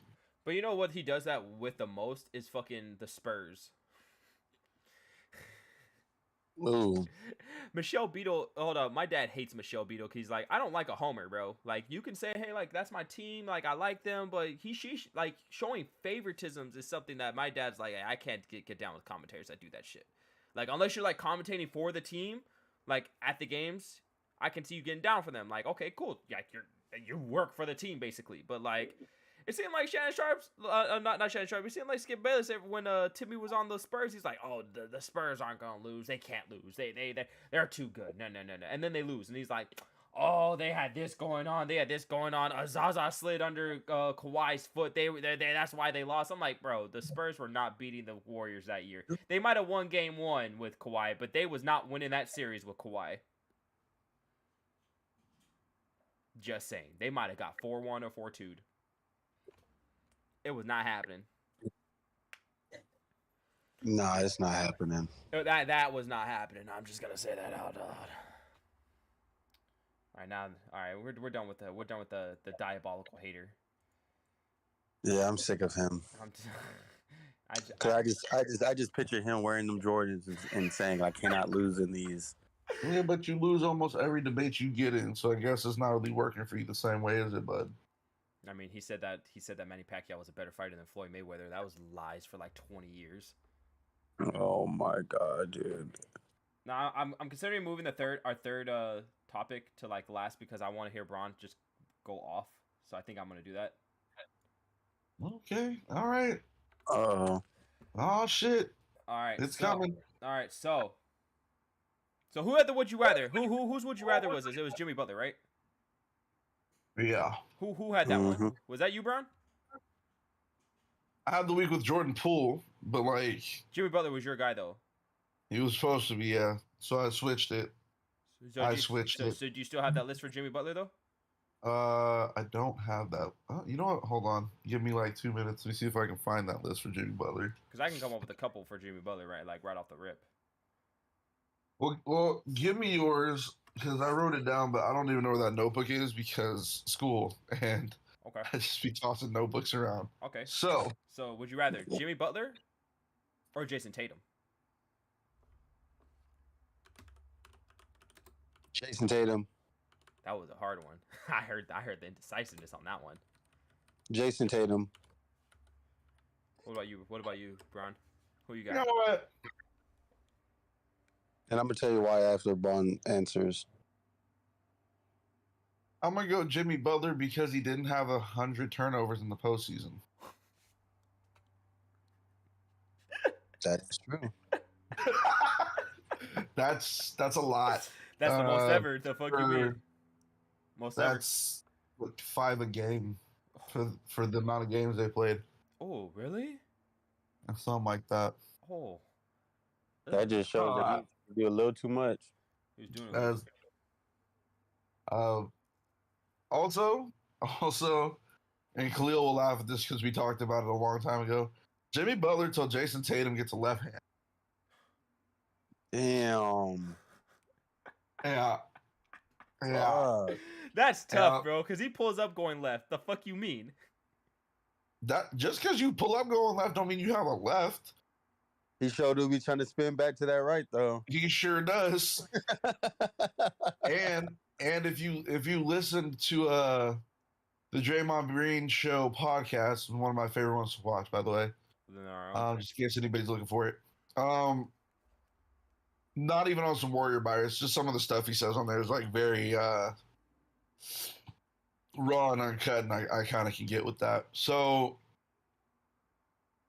even the fact that Draymond came out and publicly said like, "Oh, let's just see what happens if we sit on their right hands," and he was like, "Oh, they're dribbling it off their foot and their legs and throwing bad passes and shit. Oh yeah, I think we found it." I was like, if they just, I was like, if they had a little I know bit this more sounds health, bad, guys, but if they had a little bit more health, they might have won that series. if they had left hands, they would have won the series. I'm talking about the Heat. If the Heat had a little bit more health. Oh, the Heat. If the Heat were healthy, they probably would have won the series. Yeah. For being completely honest. Yeah. They got a squad But next let year. me not- They got a squad for next year. I'm gonna be honest. Let me not be contrived like Skip Bayless to start waxing and waning Well, on injuries and how they help series out. Hey, we're gonna be talking about way too early predictions for next so. I gave mine last week and I'm sticking to it. So anyway. So you got Jason. Okay. All right. Go ahead. Would you rather Jimmy Butler or Jason Tatum's teammate Jaylen Brown? Again, Jimmy Butler till they get a left hand. Jimmy Butler. And by the way, in the comparison, I have to go Jimmy Butler because if I choose Jimmy Butler over Jaylen Brown after the finals, then that means I have to choose Jimmy over Jason Tatum. Yeah. Because Jaylen Brown was actually balling, the best player on the Celtics in the finals. Yep. All right. Jimmy Butler or Trae Young. Jimmy Butler. I thought you were about to say Jimmy Butler or Tobias Harris. Oh Jesus. Hey, the look on your face is tore up, but Philly made that choice. I'm just saying. I am just saying. Look at Chase's face. He's like, No. you a dickhead. Yeah, I am. I sure am. I'm gonna have to take Jimmy Butler as well. All right. He could do almost anything Trey can do, minus like the clip. Way better defender, bigger, better rebounder. And truthfully, Just not a better Gets his passer. team involved. He's not a better passer than Trey. I'm gonna be honest with you. No, not a better pass. Trey's a way better passer. but I think Jimmy elevates his team more than Trey does. Yeah. Okay, that So- makes sense. But what I would say is, you know what? I truthfully think, and I could be off here, but bear with me on this. Mm-hmm. I think Jimmy Butler got an underrated strap. Oh yeah, And definitely. I'm saying it because I just think he doesn't feel the need to launch threes because he has better 3-point shooters than him on his team. He also could get 50. But I points without- really think Jimmy. He can also get 50 points without a three. We saw that in the finals. But I also Yeah, and he think gets Jimmy. the rep. Yeah, but I just think Jimmy's like a. I realistically think Jimmy's probably like a slightly above average 3-point shooter. Oh yeah, definitely slightly, but just slightly, like probably like 36%, 37%, slightly. The league average is 36, so I'm gonna go with like 37.5, 38. Yeah, there you go. And he got that clutch factor. He do You know, it's ridiculous. for games. I was Hold at on, Chase's house when he hit. for I was at games. Chase's house when he hit that random fadeaway off the wing on the 3, and Chase and I were like, But okay. excuse me? Yeah, we're like, okay. hadn't shot a 3 all game. My boy just Yeah, caught the ball and then turned around on a fadeaway and like cashed it. And I was like, sure, I guess. all right, Like if that's the one you hit all game, all right. I guess it should be that one. So we sweep Jalen Brown. We sweep Jalen Brown. We sweep Trey Young. Okay, Chris Middleton or Jimmy Butler? Oh, Jimmy Butler. Jimmy Butler? Really? Yeah. Yeah. Jimmy, look, this is my thing. Chris Middleton's the 2 on his team. I'm thinking like second option. Jimmy is like the predefined 1 on his team. Jimmy's a 1 option. Okay, but Chris Middleton could do what Jimmy can do, and he shoots better, in my opinion. That's why I brought him No, up. that's fine. I can give you that. I don't think Chris Middleton's nearly the dog that Jimmy Butler is. And I can definitely tell you that Chris Middleton isn't going to expend his energy to fatigue in the finals like Jimmy did against the Lakers. Oh, Jimmy Butler was dead. Jimmy, Oh, hey, yeah. and the Lakers saw him after Game 5 and was like, "Got your ass. Don't even worry about it. You going home tomorrow. Don't worry about that. Stay You gonna get quiet. all the rest. You gonna get all the rest. you can. Yeah, you get all the rest you need. Yeah, we taking this shit tomorrow. Guarantee. Okay, Jimmy Butler, Don Mitchell. Donovan Mitchell. Yeah, give me Donovan. Why? He's a better shooter, He's younger, younger, way more athletic. better shooter. Donovan Mitchell got a little dog in him, not as much as Jimmy, but Donovan Mitchell got some dog. Look, let's be honest here. If we're just kicking shit right now. Jimmy Butler is like the textbook NBA definition of a dog. Like that's Yeah. the guy you really want on your team in the trenches is Jimmy No Butler. matter what. Like if Jimmy Butler is on my back alley team right now. Absolutely. Whoop your ass. All right. Jimmy Butler. I feel the same way with Westbrook, even though he didn't play as good. But when it comes to like dog players and players that you want on your team for certain situations, I want Westbrook on my team. I'm so glad Khalil said certain situations because there's about like 5 minutes of a game where I want Russ, and there's also 20 minutes where I just don't 40 need him Like, anymore. like perfect, 40 hey, minutes of a game where I perfect can't example. stand him. Perfect example. Whenever Brian had damn near broke old boy's face from Detroit, and he came charging. Bro, Westbrook was Like about a to fly. bull. Westbrook was about to fly off on that fool, bro. I was like, And you seen how Westbrook, how he stopped and he posted up. Like that's someone you need on your team right there. You see, Braun wasn't even tripping. Like he was sitting there talking to the officials, talking to the coaches, and he points at the dudes charging. Braun was chill because he knew he had to get through Westbrook, AD, like AD. like, cause hey, look, AD will square up. I've seen it. AD will just square up with you. He don't care. He be like, all right, cool, we fighting. Honestly, He better. He's 7 foot from Chicago. He better. Speaking What? of Speaking of Anybody from Chicago better post up. Patrick Beverly. Patrick Beverly's Patrick ugly. Hey, Beverly? don't bring up ugly on this podcast. How dare you? You can bring a pig pen on my podcast. What's wrong with you? Hey, I know this is gonna sound mad screwed up, but like, there was a rumor floating that the Warriors are signing Pat Bev in the offseason, and I was like, wow. So we're just gonna let Gary Payton go and get another pest. And the truth is, Right? hold on. And the messed up part is, Pat Bev ain't even GP, but like, Pat Bev's antics will screw up a team in the head enough that like Steph and Clay just can go off for 40 for no reason. Each. Yep. Like, I was like, please let us get Pat Bev. I dare you. All right. Here's one. Since we're talking about Chicago, Jimmy Butler, DeMar DeRozan.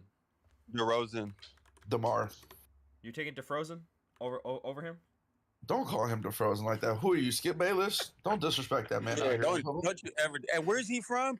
Where's DeRozan from? Don't you ever disrespect that man. I will never disrespect that man. I will never disrespect that man unironically. The fuck is wrong with you? I love DeMar. DeMar's the dog, bro. I love DeMar. Didn't he go to Compton High? Yep. Yeah. That's what I'm saying. No, I like I said, I will never unironically make fun of DeMar. I just say it just for comedic effect. I never will make fun of Hey, DeMar. question. Did because you know how DeMar and Romeo linked up in high school? They're friends. Did they? Yeah. Did they play? Did They USC, DeMar go? Yeah, they No. played, they played UC. Oh, because they played at USC. So DeMar didn't go to Beverly Hills High. No. Okay. DeMar is the reason Romeo got on that USC team. He said, "I'm not." Oh, okay. Yeah, I knew that part. He said, if Romeo's not here, I'm not playing for you guys. I'll play for UCLA. Oof. I was like, ooh. And that was news out here. Like, I gotta check that roster. Who was on that UCLA team? That was news out there. Like out here. What? Because DeMar, he only went to USC for a year. Yeah. Yeah. He got Romeo into the league too. What year was that? 2008. Yeah, something like that. Somewhere in there. UCLA 2008 roster. I gotta see this roster just in case. Oh my God! They had Shabazz Muhammad on that team, right? You want to know who they had on their 2008-2009 roster? Who? They had Shabazz Muhammad. They had Shabazz Muhammad, right? Or was that later? They had Darren Collison. Oh. Kevin Love then was there, right? Oh. I think they had Drew Holiday. I think Kevin Love had just left. They had Russell Westbrook then. No, Westbrook's gone too. No. Westbrook had been gone for a couple years because K-Love left after Westbrook. That's right. You're right. Yeah. So their two best players was Collison and what's it called, Drew Holiday. Ooh, with DeRozan, that'd have been nasty. That'd have been cold. Ew. Bro. Ooh, DeRozan probably would have played the three. Had Collison and Drew, the two guards. Oh shit. Yeah. They could have made a national championship game out of that. Oh shit. All right. Who's their big man? Hey. Ooh, I got Jimmy Butler or Zach LaVine. I was gonna say that actually. So don't. I'll take Jimmy Butler. Zach LaVine over Jimmy Butler. Yeah, I'm taking Jimmy Butler. Jimmy Butler.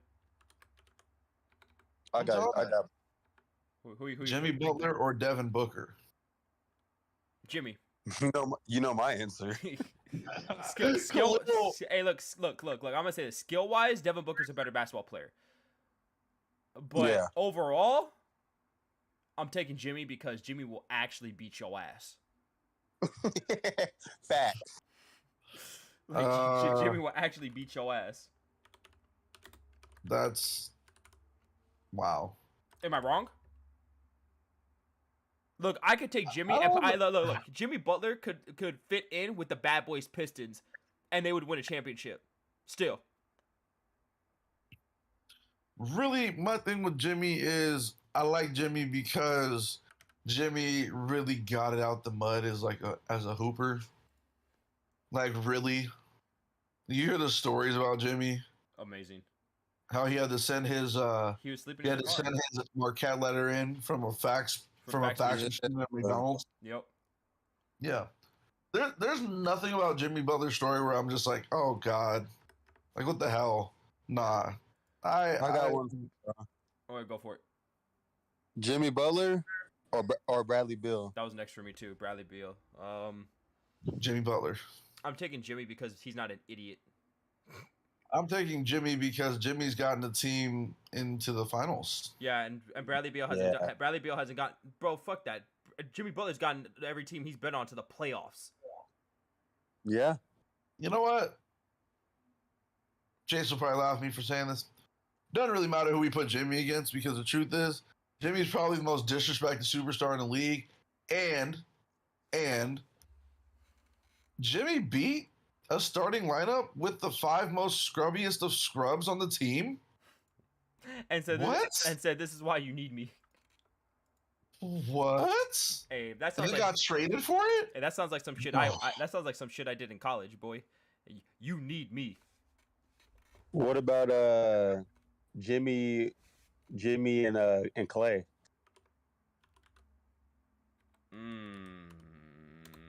Ooh, y'all quiet. Are we talking? I'm giving it to Clay. I give the edge to Clay for this reason alone. And I want to hear your reason why too, Greg. But go ahead, Bronson. When it comes to their teams, right? They're both the like two-way dog on their team, right? Mm-hmm. I love Jimmy. I put them on equal terms defensively. Jimmy's not scoring 60 points on 11 dribbles. I was just about to say that. hey, no. My point was going to be, hey, I ain't never seen Jimmy score 37 in a quarter, bro. I watched Clay do that. Look. 37. That's better than Wilt. Jimmy might have some more all-around game than Clay, but like all things equal, them being pretty much the same. Jimmy don't have that strap, my boy. Jimmy don't walk in the arena with the fully automatic. You know what I'm saying? Like, that's just what it is. But like, if someone told me I had to pick one for a team, I really coin flippantly wouldn't feel regretful about choosing either or. Okay, I got one. Jimmy or Dame? Dame. Ooh, shit. You know why, Dame? Why? Because they can do the same things. But where Jimmy's a better defender, Dame is a lot more potent offensively. Yeah. You talking about you talking about Dame has been like a tier 1 offensive player for like 6 or 7 since he got in the league, actually. And like the crazy part about Dame is every single season Dame comes back from the offseason, he's added something to the bag on offense. And he has and I'm just like, you know what?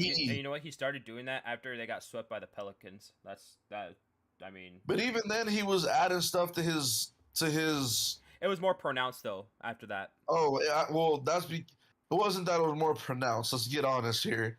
It was just that we were like, oh, Dame's really good as a shooter. And then it was like, damn, he's actually like an excellent shooter from 35. Yeah. That was that's what I said. It wasn't even pronounced. It was just like he started doing that Steph Curry shit. He was launching from 35 and ripping net. Like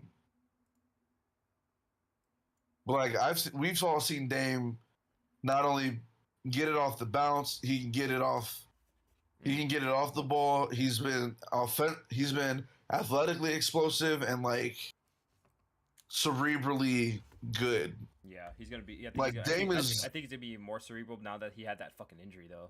So hey, check this. He said he's had that injury for years, and it just got bad. Oh shit! Damn, that's because I watched an interview where he said like, there's been years like after games I would just have like a swollen spot in my stomach.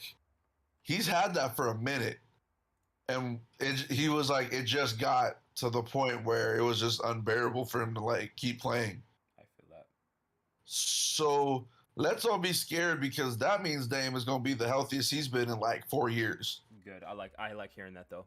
I just wish he would leave and go to somewhere that can actually help him win a championship, though. I would not Yeah, mind. yeah. Consider You my know what? contender. Hey, you know what? Come to Golden State. We don't mind playing people. We love the luxury tax of Golden State. As long as Lakers love the luxury tax too, they don't care. As winning cures everything, bro. I hope you understand that the difference between Golden State's luxury tax and y'all's luxury taxes.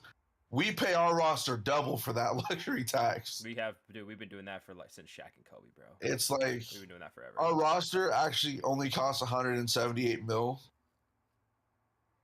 That's what I'm saying. Yeah. Like, All right.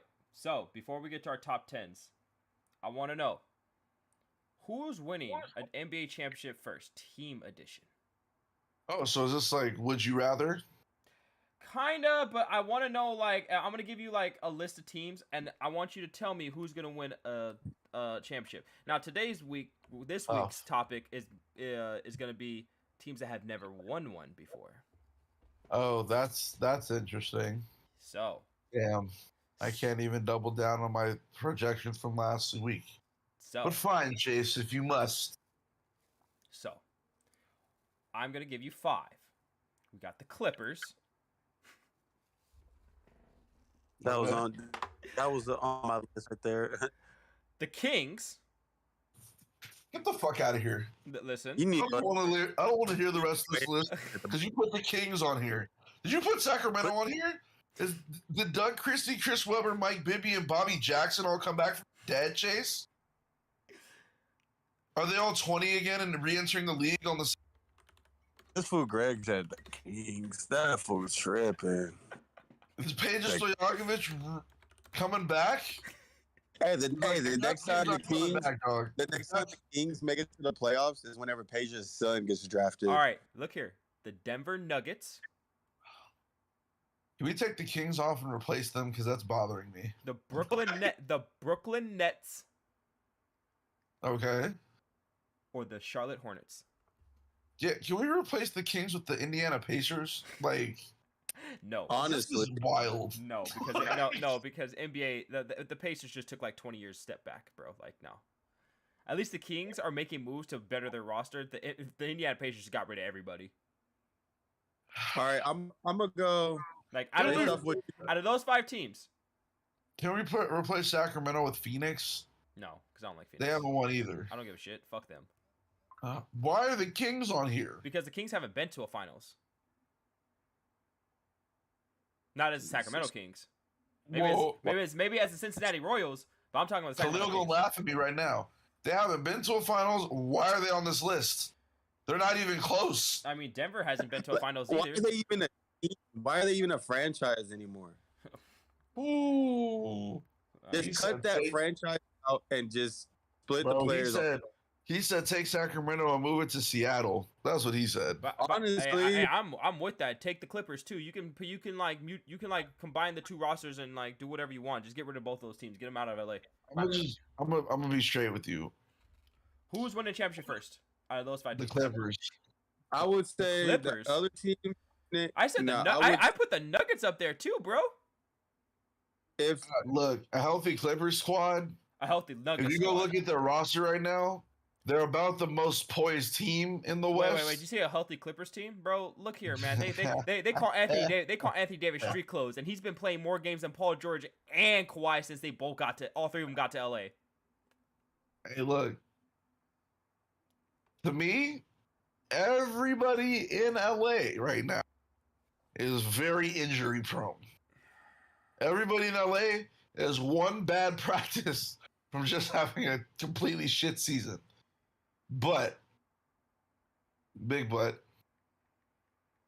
out of everybody you named, my 1 and 2 are the Denver Nuggets and the Clippers. The Kings haven't been relevant since all the aforementioned players I just mentioned played there. Just so everybody has a point of reference, the Kings haven't been relevant since 2000. There's no active player, by the way, that has ever faced the Kings in the playoffs. Well, my goddamn. So Chase put the Kings on here as a mock. So we're gonna ignore that completely. I would go Denver and the Clippers is an interchangeable one because if the Clippers actually could stay healthy for a year, they're actually a problem. Denver, I don't know if Denver's beating Golden State either way at this point. And who else did you say? The Nets.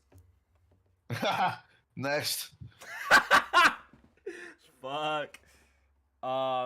Okay, I mean the Pacers aren't going anywhere. The Grizzlies, No. I don't think the Grizzlies. I think the Grizzlies are a good team. They won't go to the finals, but I will tell you this: They'll scare some teams. they are going to be an extremely hard out in the Western Conference playoffs. An extremely hard out. Like people are like, "How do you say that?" I don't know. Maybe because when a team like that gets some playoff experience, they start to get really, really good. And if anybody wants my example of that, the Grizzlies remind me of a young Warriors team. And I'm not saying it's because of like the Steph thing. They just play with that, like, they play with that internal fire. And I have respect for it. So like as you start to when you have that already and you start to get battle tested, like playing the Warriors in the playoffs, you know, they're getting those like their playoff legs really. They're gonna be a fucking problem. There we go. All right. They are. I mean, So all right. then Denver Clippers, Grizzlies, the other two teams you put up there. Brooklyn would look. Brooklyn could win a title if Brooklyn didn't have so many internal issues currently. They're like, we're not even sure who's going to play there next year. And that's what I was gonna say. I was gonna say if they had their full roster and everyone and Kyrie can play 82 games. I'm not saying like health wise. I'm just saying based off of his decisions that he makes outside of basketball. But Brooklyn, they definitely have the talent to win a championship. But realistically, I'm at to say Denver. You just like with Jokic. Jamal. You just like Jokic. Yeah, not even, but With with Jamal Murray. What's not to like with about a- Jokic though, as a basketball player? Yeah, you can't dislike him. With a healthy Murray and a And Michael Porter. healthy Porter. All right, guys. It's list time. It's list time. It's list time. I know you did not like this list. I know you didn't. I know. You No, I made mine easy so y'all could have a real good discussion. Let's made see mine who's easy. gonna- Hey, how This is how- gonna- how- how many spots? Hey, over under. How many spots does Bronson have? Steph Curry. Mm. Ooh, Over under. I like that. Come on, there's 10 spots. Come on now. Over under. Where did Bronson put Steph Curry? Over under. Over 5. Over 5. Okay. I put him. For him, I put if he's not 1 or 2 for Bronson. I don't know. Bronson might have had something bad lunch today. I don't know. Maybe. All right, look. I'm just gonna come out with it right now. This is my list, hot and heavy. Number 30 for the Warriors, Aisha Curry's husband, Cannon's daddy, Yep. Riley's daddy, Yep. Chris Paul's the daddy. babyface assassin, Chris Paul's daddy. Chris Paul's daddy, Hey, don't forget that Cole light skin brother. That Cole light skin brother. Hold on, I got you. Seth Curry's brother, Del Number 30 Curry's son, Warriors. Del Curry's and first my son. last but certainly not least favorite thing to call him, Wardell Stephen Curry II. That is my list. I'm sticking to it. Now y'all two can give y'all list and we can talk about it. He was the whole. I'm not list. mad. I'm not mad at it. But in all seriousness, hold on. 1, 2, 3, 4, 5. 6. I Oh, fucking hate you. no. I fucking hate you. We're gonna need a serious list out of you though. Shit. All right, Khalil. Number 10. Well- No, number 10 for you. I'll get my number 10 in a bit. What number 10 for you? If Tony Kukoc doesn't make an appearance on this list, y'all know it's fake. Oh my God, you stole mine. Jesus, I don't even want to do this. Oh God, we're gonna have to make a Tony Kukoc like emote just because. Like, Yeah, bro. We're gonna have to like put you got Kukoced or something like that. Like that. Like. God damn. Girls are gonna. Every time Tony Kukoc makes an appearance, Tony Kukoc makes an appearance on the top 10. Like he's there. Do we just have to make Bro, him? Do we Tony just Kukoc is have to number make? one overall, greatest of all time. He got all the rings. I'm fucking dead. All right, my number 10. This player, he influenced a lot of people. Mm-hmm. I see. My number 10 is Kwame Brown Fuck out of here.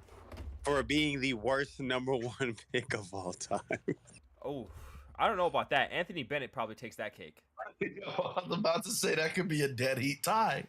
Anthony Bennett might take that, bro, because Anthony Bennett, at least Kwame Brown played in the league. Anthony Bennett fizzled out in like 30 games. Nah, probably the worst. Kwame Brown played, bro. Like, he played with Kobe and he played with Mike. Like, he played. I'm gonna hurt somebody's feelings today. You remember that dunk that J.R. Smith had where he pump faked, went baseline, and got that, like, kind of under the rim windmill against the Cavs? You know who was closing out? Anthony Bennett. Anthony. I was watching, saw a replay of it, and I was like, he's an honorably mentioned, Anthony Bennett. No, Hey, Anthony Bennett. No, Anthony. guys- No. That's the bust of the whole NBA. You guys remember that? You guys remember that GIF meme of like Leonardo DiCaprio pointing with the glass in his hand? When I saw the replay of that, that was me. When I was like, "That's Anthony Bennett." That was me, bro. I say, so you're saying Kwame Brown is like just because of like him being bad? Kwame Brown wasn't bad. No, I would just. No, Kwame Brown definitely not my list. My number 10. I was about to say, there's no way Khalil said that seriously, and you really thought it was serious. Wild as shit. I didn't even type it down. My number 10 is Jerry West. The logo. Okay. I appreciate it. Wow. Okay. Wow. That's all I got to say.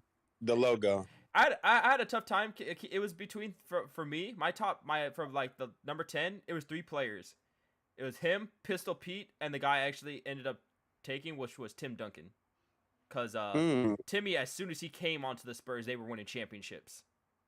You said impact. And that is how big is that? How big is that impact?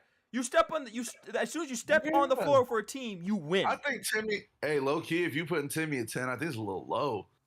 Nah. And I'm not saying it because I might be the only person who's ever given you a good argument for Timmy over Kobe. I'm saying it because that's like 20 years of excellence. Yeah, exactly. That's what I'm Like saying. they almost weren't worth a damn before Timmy. Like that was crazy. That's why he's 10. Like that's why I picked him over Jerry West and I picked him over Pistol. Like those are great players, but I have to go with Timmy because Timmy, as soon as he got there and as soon as he left, they won. They haven't won shit since. Impact. I just feel like it's low. This top 10 is like literally razor thin for me.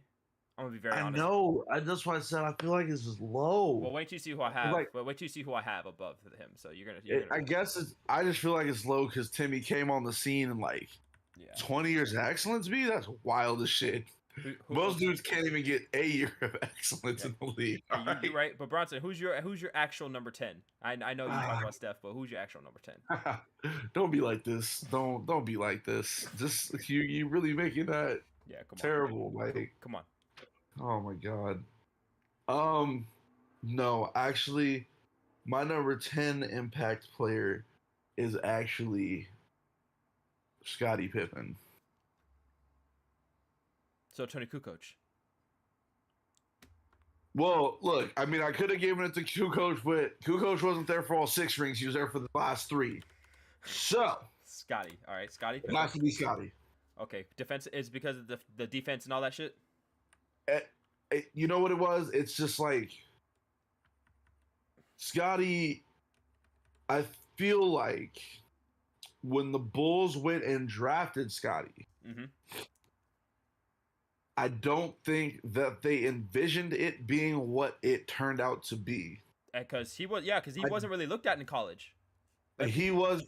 He wasn't. And that's why I'm calling him number 10 is because Pippen came in pretty much sight unseen, because he played at fucking what was that, Alabama State or something? Yeah, and he was the manager, the team manager for that team. Yeah, so he was appointed team manager, and they really kind of dug him out of the dirt. And as soon as he got there, they started winning championships.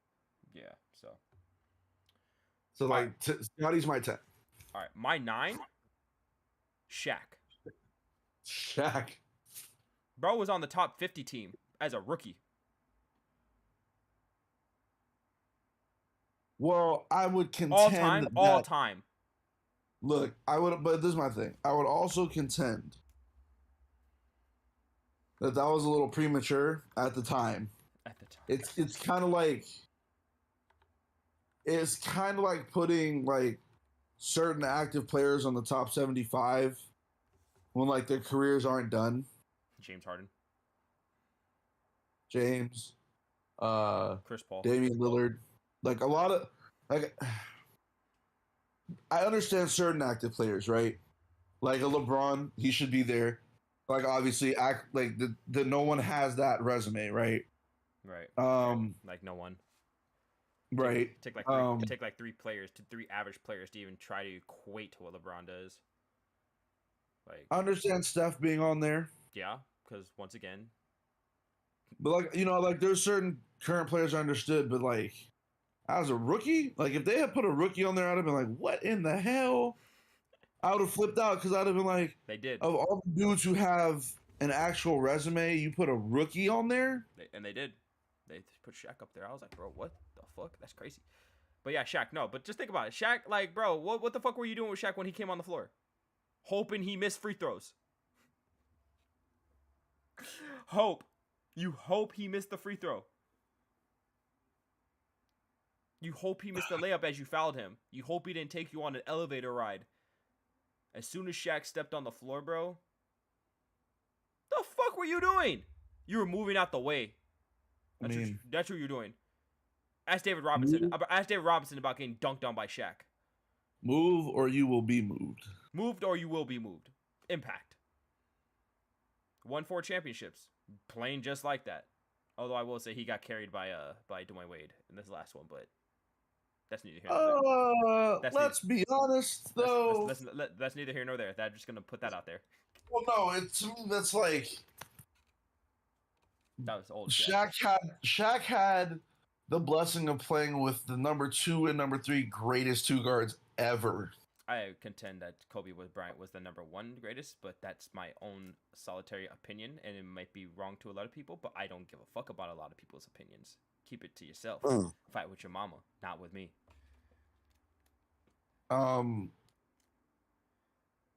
Widely regarded as a MJ, Kobe, Dwayne Wade tier list there. Shaq got to play with 2 of the greatest 2 guards ever. Period. Like saying you got carried to a championship by Dwayne Wade is like, yeah, okay, like that's fine. It's not like you just said he got carried to a championship by J.R. Because then I'd be like, that. It's a little wild. I don't know if number 9 for that you, was Bron. JR or Shaq. Number 9 for you, Bron. And then we'll go to Khalil, and Khalil get two in a row.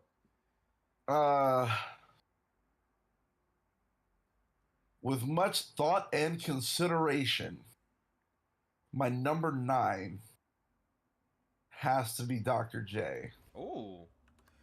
The doctor. Now, and listen here. That's crazy. I had a hard time with that. And my number 9, I had Dr. J at my number 9. I did, but I changed it. But I changed it for Shaq. Oh, okay. I changed it for Shaq. So Dr. J isn't on my list, but just know that I did on my rough draft. He was number 9. So Dr. J is 9 for me because from the fro to the short shorts to the cons to the knee-high striped socks, Dr. J was poetry in motion before it was ever a thing with Michael Jordan. And I just want to say that Dr. J was the best player in 2 professional basketball leagues. Not 1, but 2. Dose. And he's Michael Jordan has cited Dr. Julius Irving, the Doctor, and David Thompson as his two Players that he looked up to. biggest influences as a player. Yep, sure did. So you got Shaq number 9. Do we need to really go over that? So you're number 8. I would hope not. Damn it. You're number 8, Khalil. My number 8. These lists are kind of hard. This list is kind of hard. Yeah, Impact. Yep. Yeah, especially because trying to come up with the criteria to determine what that actually is. Yes, Yeah. but I left it. That's why I left that up to you. I didn't. Try to. Yeah. I generalized it for a reason. I want you guys to come up with it on your own. I don't So expect. my- I don't expect anybody on our list to be the same. That was actually interesting that you put Shaq at number 9. Yeah, that's crazy. Number 8. I got him, Mr. Larry Legend, Oh wow, fucking suck. Larry Bird. I couldn't do it on this one. I'm sorry. I just want everybody to know that there shouldn't be a Celtic on Chase's because he thinks their whole contribution to basketball It's is fake. dick. It's fake and racist. Well, I'm not going to contend the racist part because I've heard that from multiple players. So, like, LeBron, Bill Russell, like who else? and Bill Russell played there, by the way, just so we all understand. Russell's enough. Yeah, Bill Russell said, I'm not going. Bill Russell didn't go back for 50 years, bro. What do you mean? He went other places. He said, I'll visit LA before I visit Boston. That's rough. Yeah. Yeah, I got Bird. Dominated in the 80s. I wouldn't say dominated, but sure, we'll go with that. No, he Chase. dominated in there. Chase. Yeah, hold on. Before you even say that, last week you was a big Larry Bird fan. You Last pushed me to it You was a big Larry Bird fan. because you Last had week Larry didn't Bird like at number Larry Bird. 10. In Why fact, did no, you- in fact, you had am I lying? In fact, hold Am I up, wait. lying, Brockton? Hey, hold up, wait. You had Larry Hey, why Bird did I outside. have the feeling that Chase defending Larry Bird was about to swing on him like Mike Tyson later on down the road? Bro, you Yeah, had bro, you bro, know you he had was Larry, gonna come back and you bite him had in the Larry, ass. bro. I'm showing the list to stream. You had Larry Bird at fucking 13. And I had a valid reason behind it. Valid reason. And you're the only person that chose not to understand it. Bronson did. Bronson Bronson begrudgingly took understood it. seconds to think about it. Anyways. Oh my god. We So are what are not you? Do you hate the Celtics or do you love Larry Bird? Which one is it? Hey, look here. Look, hey, hold on one moment. Hold on. Khalil's about to Hold on make you one moment, defend hold the on. green I two need you guys to times. understand where we're coming from here. Hold on. Oh, First man. I'm off, trying to warm him First up. I'm off, trying to get him to take the I rag want off. everybody to understand I got probably one of the rarest jerseys you will ever find as a Laker. Oh my I want you God. to understand that on my seat there is a Laker jacket. It never moves. It will never get out of here. All right? I want you to know I will never in the history of Everdom root for the Celtics to win a single game in my life. Don't you Good history. Don't you, You said ever Everdom? Bro, Everdom. I hope the Celtics are the first team to go 0-82. Wow. You really plotting on their downfall over there. bud. Yes. Jeez. So really it is special that Cleo's made you defend Larry Bird twice in 2 weeks? Not even a full 2. No, I'm saying Larry Bird ain't dominating shit. Magic was dominating. He got 5 titles, 9 titles. He went to 8 titles in the 80s, boy. The only reason he didn't go to all 10, injury. That's it. This man is upset again. Purple Khalil, and gold till you- I fucking die. Khalil alright. literally has the ability it's to not upset just you by last week. mentioning. He didn't sound like this last week. He sure didn't. Haley? Last, Hey, hold on. last Haley, week I had to make sure Haley, person. I'm looking at you. I understand the Lakers were once in Minnesota, but that was also 60 years ago. We don't recognize that anymore. We've been on this podcast too many times, and there's a line we draw. I'm with Gilbert Arenas. Before 1980, fuck them. Even though we need those jerseys. The powder We- blues. those- The powder blues. Oh yeah. We need those. Oh yeah. I just want to say that Larry Bird. Bro. Fuck Larry Bird. Get that motherfucker. Get that white man off your goddamn list. why are you beating him like this? You What didn't does say this race last. have to do with anything? Cause you had him at 13, bro. There's just okay. Look, I understand what you're saying. There's just certain egregious shit that you just don't do. You do not leave Larry Bird out your top. There has to be like 2 more players that come into the top 10 where I'll be like, Larry might have to go now. Like there has to be like 2 great players. Like if Paolo Banchero decides to like, I don't know, become like the second all-time leading scorer, like top 10 and everything. If that motherfucker does some LeBron shit, like as a second go around, like LeBron happened and Paulo was the second go around, I might have to start looking like, hey, Larry might not be top 10 no more, my guy. Until then, the man, there was only like 3 teams that won championships in the 80s, bro. But I will never say that Larry had more impact than his contemporary. Just gonna say that. He will never be on my top 10 list. Ever. In fact, when I thought of top 10 impact, I did not even once think about Larry Bird. I thought about another white man, Pistol Pete, and Jerry West before I thought about Larry Bird. Why do you keep racially profiling NBA players? Because it's special when the white man is good at basketball. Is it not? They are special. Look at Luka. Look at Jokic. All right. Look at All right. How many Look at Dirk. How many good white players have there really been since 1985? Well, there's Larry. There's Since then. I'm talking since this then. We have was the last. list. You made a Almost the list. entire Celtics team was white, so the Fuck entire Kevin- Celtics team because they won hey, championships. look, fuck Kevin McHale, fuck Dennis Johnson, fuck Danny Ainge, fuck all of them. Oh my god. They won titles. I don't give a motherfuck. They won titles against a below 500 Houston Rockets team twice. Beat us once, we whooped their ass twice. All right? You got lucky. You got lucky off a cross-court pass from a rookie James Worthy. He doesn't throw that cross-court pass. We beat them in 6. All right then. All right then. All right then. All right then. Now that we cleared up all, now that we done, now that we done cleared that a up. series lost to one guy on one play. Oh, but even James Worthy That's said, wild. no. But even James Worthy says that was on him. It might have been, but that wasn't the whole series, Chase. Like, No, but that was that's no. what I'm trying to say. That's not the whole series. That was the most crucial game in the series. That was game 5.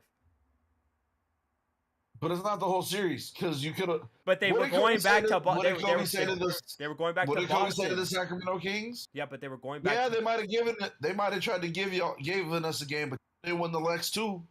But they did. That's the thing. The Kings didn't. No, but I'm talking about the fuck the Kings. They ain't shit. Anyways, okay. So Bron, I'm tired of talking about Larry Legend. I'm tired of it. Oh, Who I can understand the impact, but there was another man that lived around that time that whooped his ass on a consistent basis that had more. Oh, don't worry. He's on this list too. Good. Don't worry. Good. yeah. Yeah. Number 8. My impact player is Kurt Rambis. What do you mean impact with the floor after Kevin McHale clotheslined him, or how he almost ruined the Lakers in the early 2000s? Which one are you talking about?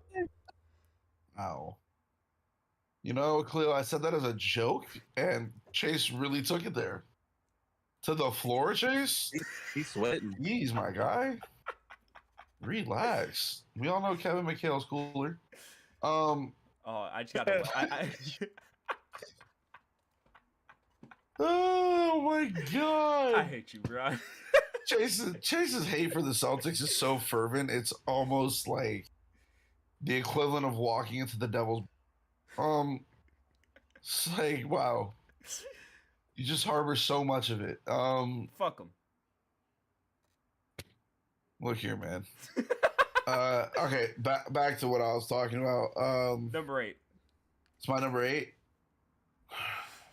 This starts getting struggly for me at this point. Go for it. But Shaq is my number 8. Okay. I like to see that there is some consistency with like our list, like Yeah, we may have like. Sure, that we'll get some deviations because as I get higher, my criteria starts to kind of Yeah. But go different places. so we don't need to talk about Shaq no more. I mean, we all got him. Allen Also, Iverson. Shaq is the reason that you can't post up for more than. No, that's actually not That's actually not true. That's Charles Barkley. They made that rule because of Charles. Oh my gosh. Because Charles Barkley was posting people up from half court and bringing them all the way down to the bucket. Whoa. Then they made they made that rule change. I was actually gonna put him on there because of that, but that was the only rule that really mattered for Charles. Other than that, Charles really didn't like wow me as far as impact. Why is it because he throws up so many 3-pointers that he made himself inefficient? I mean, All right. you mean the opposite of Steph? So sure, yeah. Anyways, Everybody in life is the opposite of Steph, but he especially is the opposite of Steph. except for Steve Kerr. Well, yes, and his brother, and Seth Curry, because better percentage. My number 8, Allen Iverson, for the culture. But boy, Like for the culture of basketball, Allen Iverson's very impactful. Like culture of basketball, Allen Iverson. like everybody, But I'm everybody gonna tell you, I feel like you putting Allen Iverson. I'm just saying for What the is- I'm just saying for the culture. Like I said, the criteria for this was very vague. I didn't That's like, what I'm saying. Like I put AI lower than 5.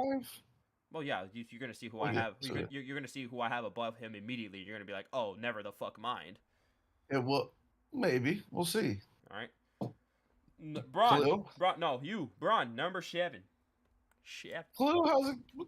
Did Khalil give his 8? Yeah, Larry Bird. Yeah, I did. Remember his birthday? Oh, Larry Bird. Damn. You know what? I feel like Khalil's gonna bring up Larry Bird for every list and just make Chase sit there and oh, Or try to. I'm gonna be like, no. Mine as well, right? hell, man. Top 10 point guard, Larry Bird. Get the fuck out of here. Larry Bird. I'm number Larry 1. Bird is number 6. Fucking shit. Um, Stop.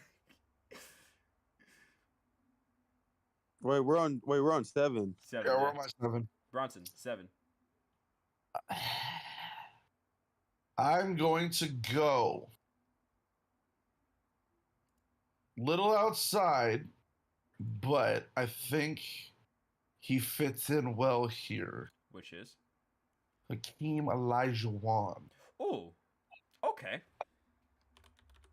the progenitor of the modern footwork game. The modern, yeah, not just big man footwork, modern No. footwork. Just period. But he also changed the way that big men were to be looked at, Oh, very much so. being so mobile, like Like we two-way wouldn't players. we wouldn't have an appreciation for Patrick Ewing or for David Robinson if Hakeem hadn't came along. Yeah.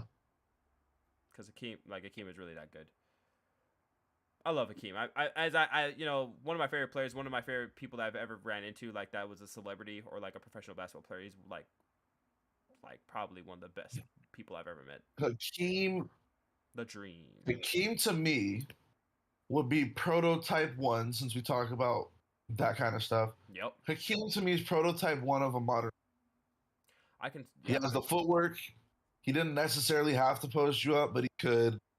If Hakeem was in the modern era, he'd He'd at be least like a decent He'd be shooting 38% from 3. Yeah, he'd be shooting threes. Definitely. I'm not even gonna lie. I think the prototype of the modern center starts with Hakeem. Okay. Khalil, who you got? Number 7. Number 7. I got at number 7. All right. Mr. Bill Russell. Hey, Khalil, you need to stop putting Celtics on this list. You're going to make Chase's head. Why not? He's a Celtics fan at heart. What? Oh, Dick, bitch. Chase is about to cut the whole podcast off, fly down to Dallas, and run your fade, dog. We're gonna play 21 again. We gonna have to have a nice little discussion. Bill Russell. Why Bill Russell? Why? The fuck? His contemporary had changed the game more than he did. They made Are you rules. gonna read the They February- they are you they gonna made read the they made February list? they made rules that still exist to this day because of fucking Wilt. I don't know one rule that they made because of Bill Russell. What, you can't be ugly and get rebounds? Now look at Ben Wallace. Yo, you can't. I just feel like you can't. You have to put him on this list. He has the most championships. You have to put him on there.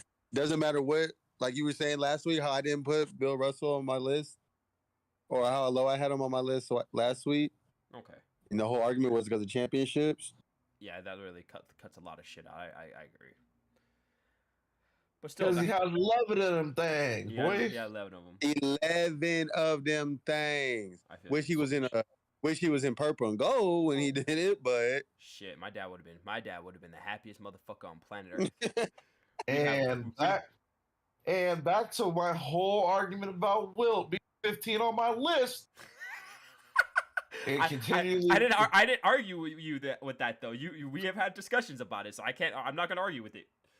I mean, I know it might be tantamount to other players, but no, I was gonna say it might be tantamount to like blasphemy to your dad, but like my dad might actually understand you though, because it's just like who, and then the guy who you match up with got 11 of them. Wait, what was you? Hey, hold on. Before you finish, one of my homies was he peeped it last week when we did it, and he said the only time he was watching it is whenever Bronson kept saying, "Against who?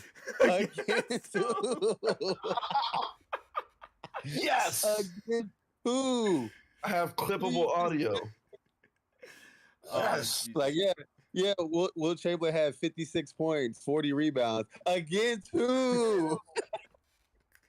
that right there has to be like we need to get like a sound for that. Like whenever we'll work on it. That was from last week, right? All right. We hit a button. And against who? I can get a soundboard for that. That's no problem.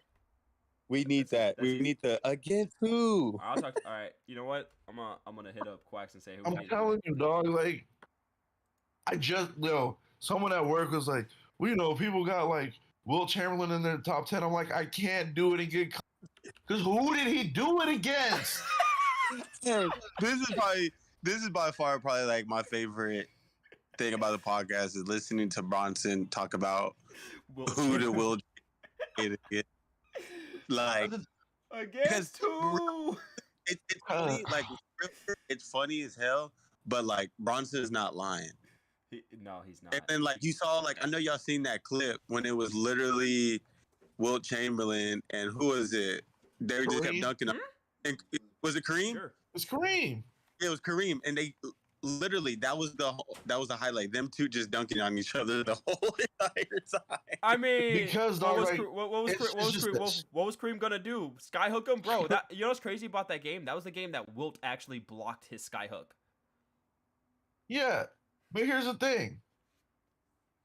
Wilt only had 2 dudes to beat in his era, Kareem and Bill Russell, and both of them dudes have more titles than Wilt. I just do not understand.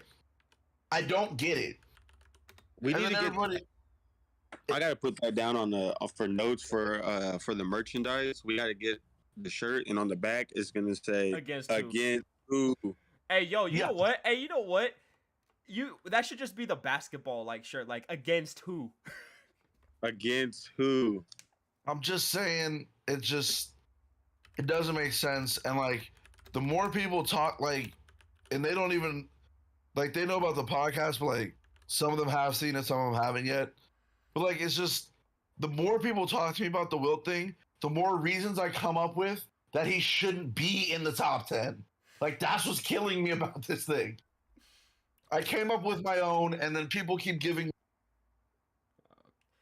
All right, so my number 7, LeBron. That's actually not a bad spot. LeBron. Not a bad spot. Like the man. Okay, bro. I was talking to Chloe about this before you got on.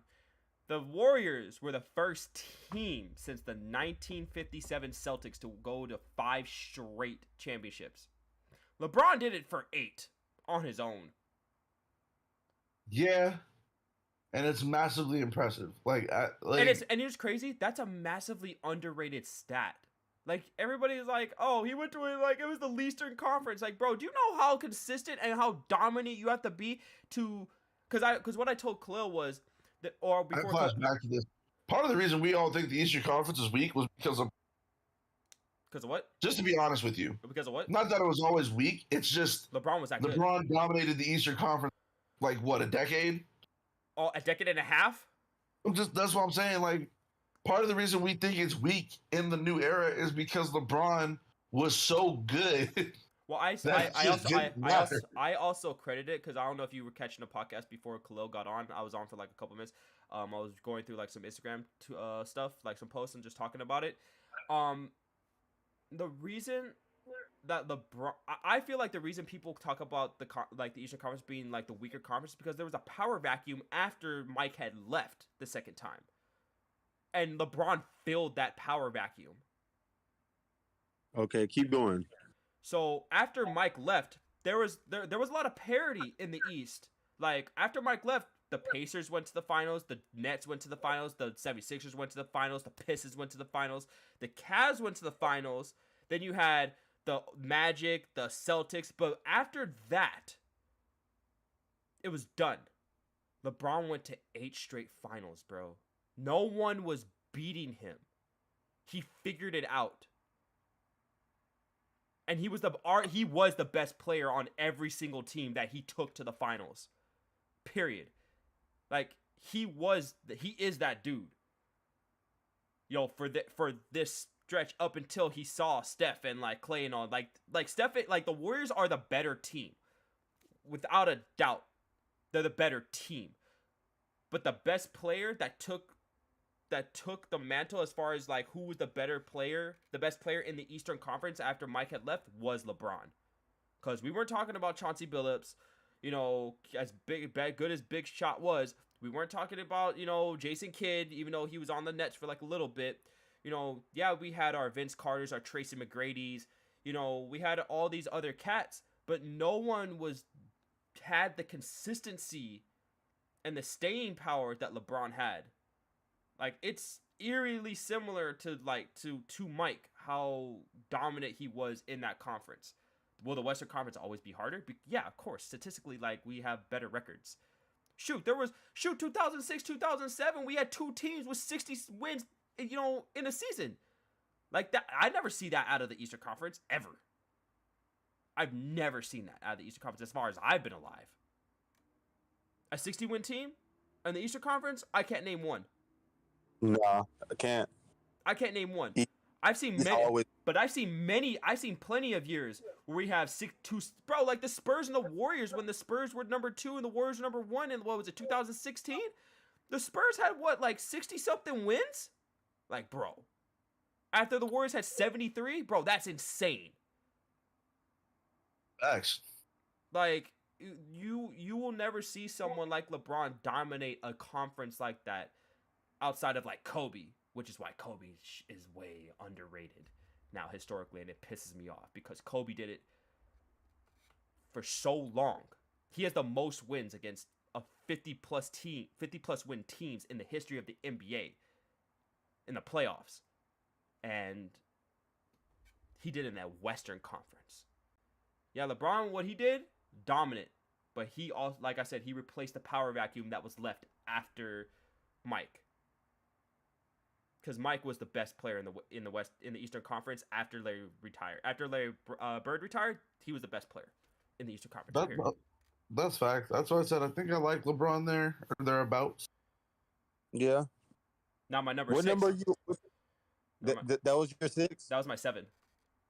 Oh, okay. But my number 6 is actually MJ. Because like, if MJ had beaten Bird in the 80s, he'd be a lot higher. But he didn't. There he goes again. He didn't, and it sucks. I wish. Larry Bird. You heard him, Bronson. Hey. Larry Bird is in a full leather reclining chair in Chase's mind. it hurts my with a head. beer I did- hey, and an I old game of nobody him brought up watching him anything and about Magic go at it. Hey, but it irritates me that the one because a lot of people when they talk about LeBron versus MJ, it irritates me because they never bring up Kobe, but that's besides the point. The one thing that like all these LeBron fans always bring up is that Michael was 1-7 against Larry in the playoffs. Okay, cool. Larry had the best home team period going up against Michael, who had just came off injury. If Michael had, if I put any of the 80s Celtics teams up against any of the 90s Bulls teams, the 90s Bulls teams are beating the shit out of them. Facts. Beating the shit out of them. And it's not even Yeah. close. I don't care how stout of a defense you have. I don't give a fuck about your 40-1 home record. The 90, I'm going to put 96. 90, in fact, I'm going to exclude 96. I'm going to give you 93. The 93 Bulls rough shot the fucking Celtics in the 80s. By like 20. What are they going to do with Mike? What's old-ass Larry Bird going to do against Mike? What's Dennis Johnson going to do against Mike? What's Kevin McHale going to do against Mike? What? Get dunked on. Who the fuck's gonna guard Mike? Robert Parrish? And then you have Scottie Pippen. Scottie Pippen's locked, bro. 91 to 98. Scottie Pippen is locking up Larry. 6'11" and can move and athletic. Larry had problems. Larry had problems with athletic threes. Look at Dominique.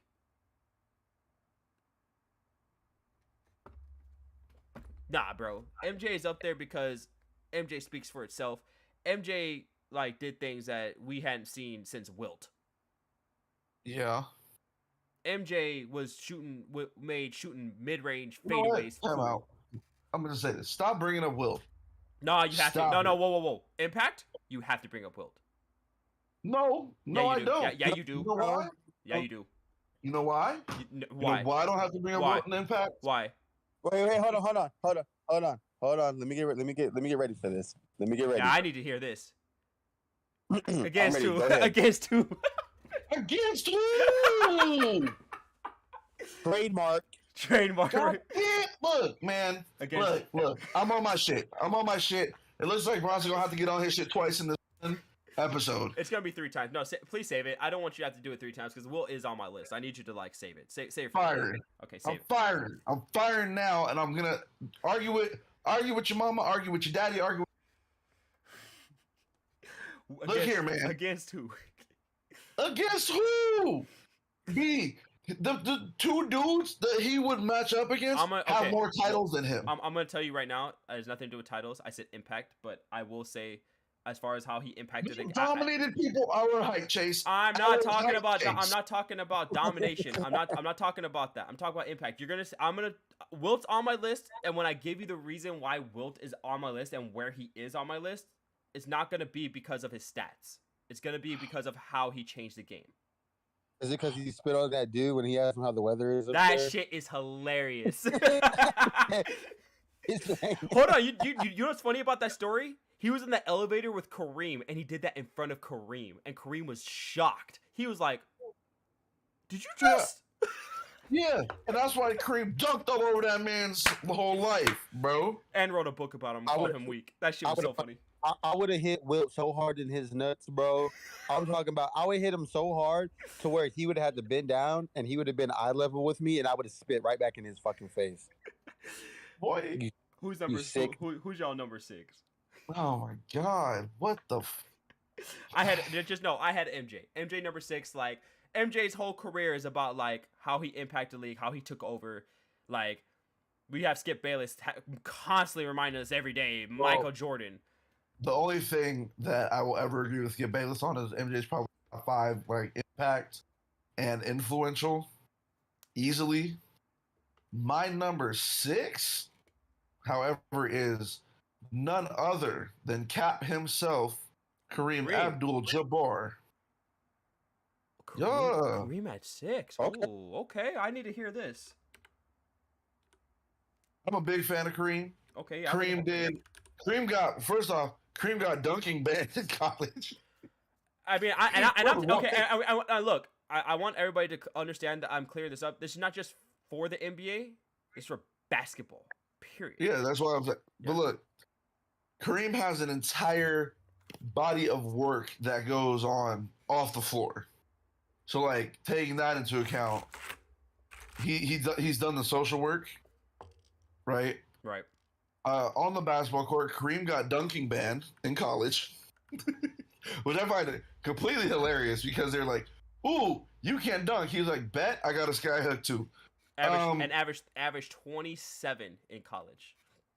And then he What? brought the sky hook to the league, dominated. He dunked all over Wilt's legacy, dominated. He made Bill Russell retired the year before Kareem came into the league. I want you to guys to realize that. Bill Russell was like, "I'm not doing it." He's like, ooh. He saw Kareem and he was like, ooh, I don't know about that one. That one's a little scary. That one's a little scary. Kind of like Magic and Larry looked at each other during the Team USA practice and said, "Yeah, this shit's I over." don't know, bro. I think it's time that we get up out of this one." Yeah, this might be over. Not, dude. The Cap's the Cap, bro. Cap's like longevity. What didn't Cap do? Like, he did everything. He won. Impact player. Like, Cap goes places, you're automatically a type. Automatically. He won every single place he went. Only 2 teams. My boy has a winning record from the time he was like left 8th grade till he retired in basketball. He won championships. Right? Yeah, he won championships on every level. It's like, I'm sure he won a championship on every team he's been on. Like No. Since he was in high school. He never in high school never lost. He won state championship every single year he was in high school. So he has 4 of those. He has 3 NCAA championships in a row. Could have been 4, but John Wooden has rules. No, it was the NCAA. Yeah. No, it was the NCAA. I know. It wasn't John Wooden. I know. I'm just saying it as it's stupid. Yeah. Won a championship with Oscar. Got Oscar Robertson his only championship. You got him into the Hall of Fame. Thank you, Cap. And to the Lakers. And went to the Lakers and won 5 more of them hoes. So bitch. So Cap is my 6. And got 6 MVPs. But my top 5 will make sense. Okay. My top 5 will make sense too. What's your number 6 though? My number 6, I got Braun. Braun? I'll see. Did anyone already have Braun on their list? That was me at number 7. Me at number 7. Yeah, Braun at 7. Just pretty much like you were saying, Braun, he ran the East damn near his whole time while he was with the East. Went to 8 finals in a row. Was it 8 in a row? It was 8, right? 8 in a row. 4 with the Heat, 4 with the Cavs. That's right. Went 8 in a row. If he never had to face, them two bad light skins and that one ugly dark skinned dude on that team over there, you know what I'm saying? He could have had some more. Dark skin. Hey, I'm gonna be honest. If he faces any other team other than the Warriors, actually, hold up. 2016, that Thunder's team was looking really, really dangerous. I'm gonna be very honest with you. What was that? Was that 2016 when they went to the final? Yeah, when the year that the Cavs won the finals. Yeah, if they had, That's also the year that Golden State broke the entirety of Oklahoma City's heart. Yeah, they hope. Yeah, but if Oklahoma City had gone to that finals, I don't think the Cavs win that series. I don't think so. Because honestly, I'm gonna say it like this. I'm gonna deviate a little bit, and we're getting back into it. Kyrie Irving had never seen anything like Russell Westbrook in that year, bro. Russ was a different animal that year.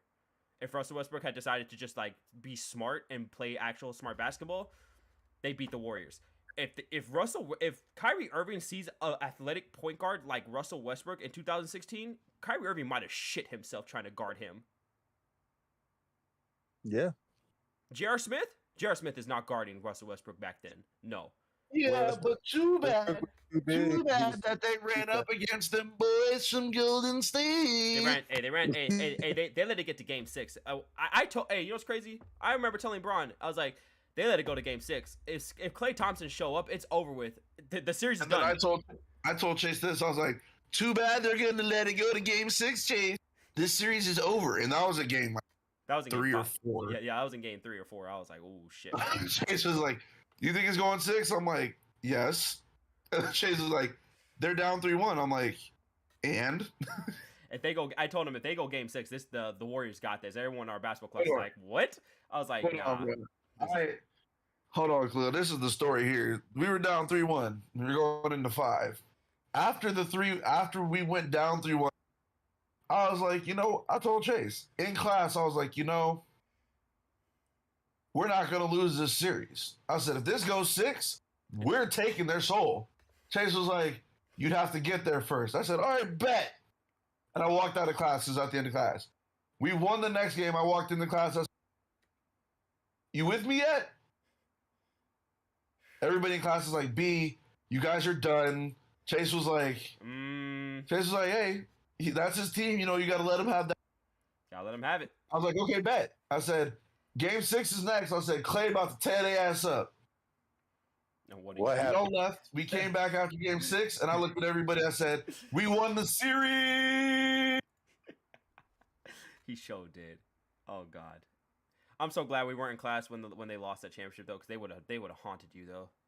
Yeah, they could have tried. I would have told everybody in that. I'd have told everybody in that class. Funny thing is, I don't see none of y'all teams playing right now. Anyway, hey, that's the ultimate. That's a right fact. there. That's a fact. All right, who want to go first for number 5?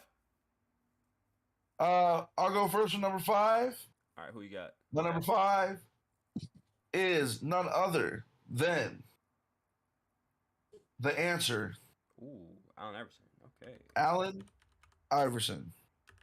Now, let me break this down for all y'all who don't know much about my man's number 3. The answer. Trey, the original Trey. The man was outside of his. Let's just talk about this. Allen Iverson went from prison to the league. Just a thought. Wild. Not only did he go from prison to the league, he went from prison to a Division I school, Georgetown. Then he went to the league and proceeded to basically turn the entirety of the NBA into a league. Because if it wasn't for Allen Iverson, we wouldn't have had velour tracksuits, big ass chains, rims in our shoes.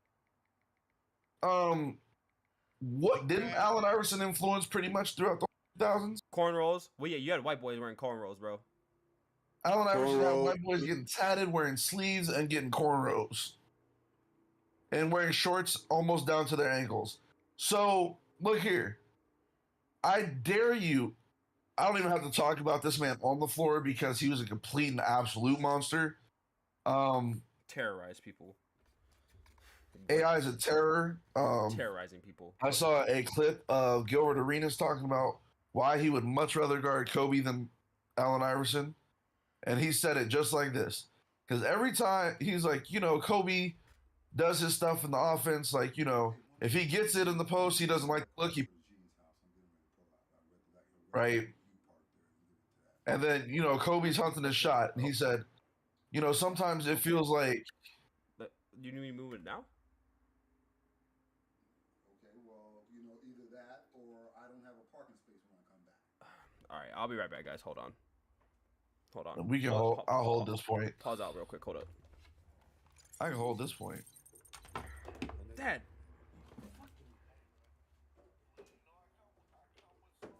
Hold on real quick. Hold your thoughts real quick. I have it paused. Hold up.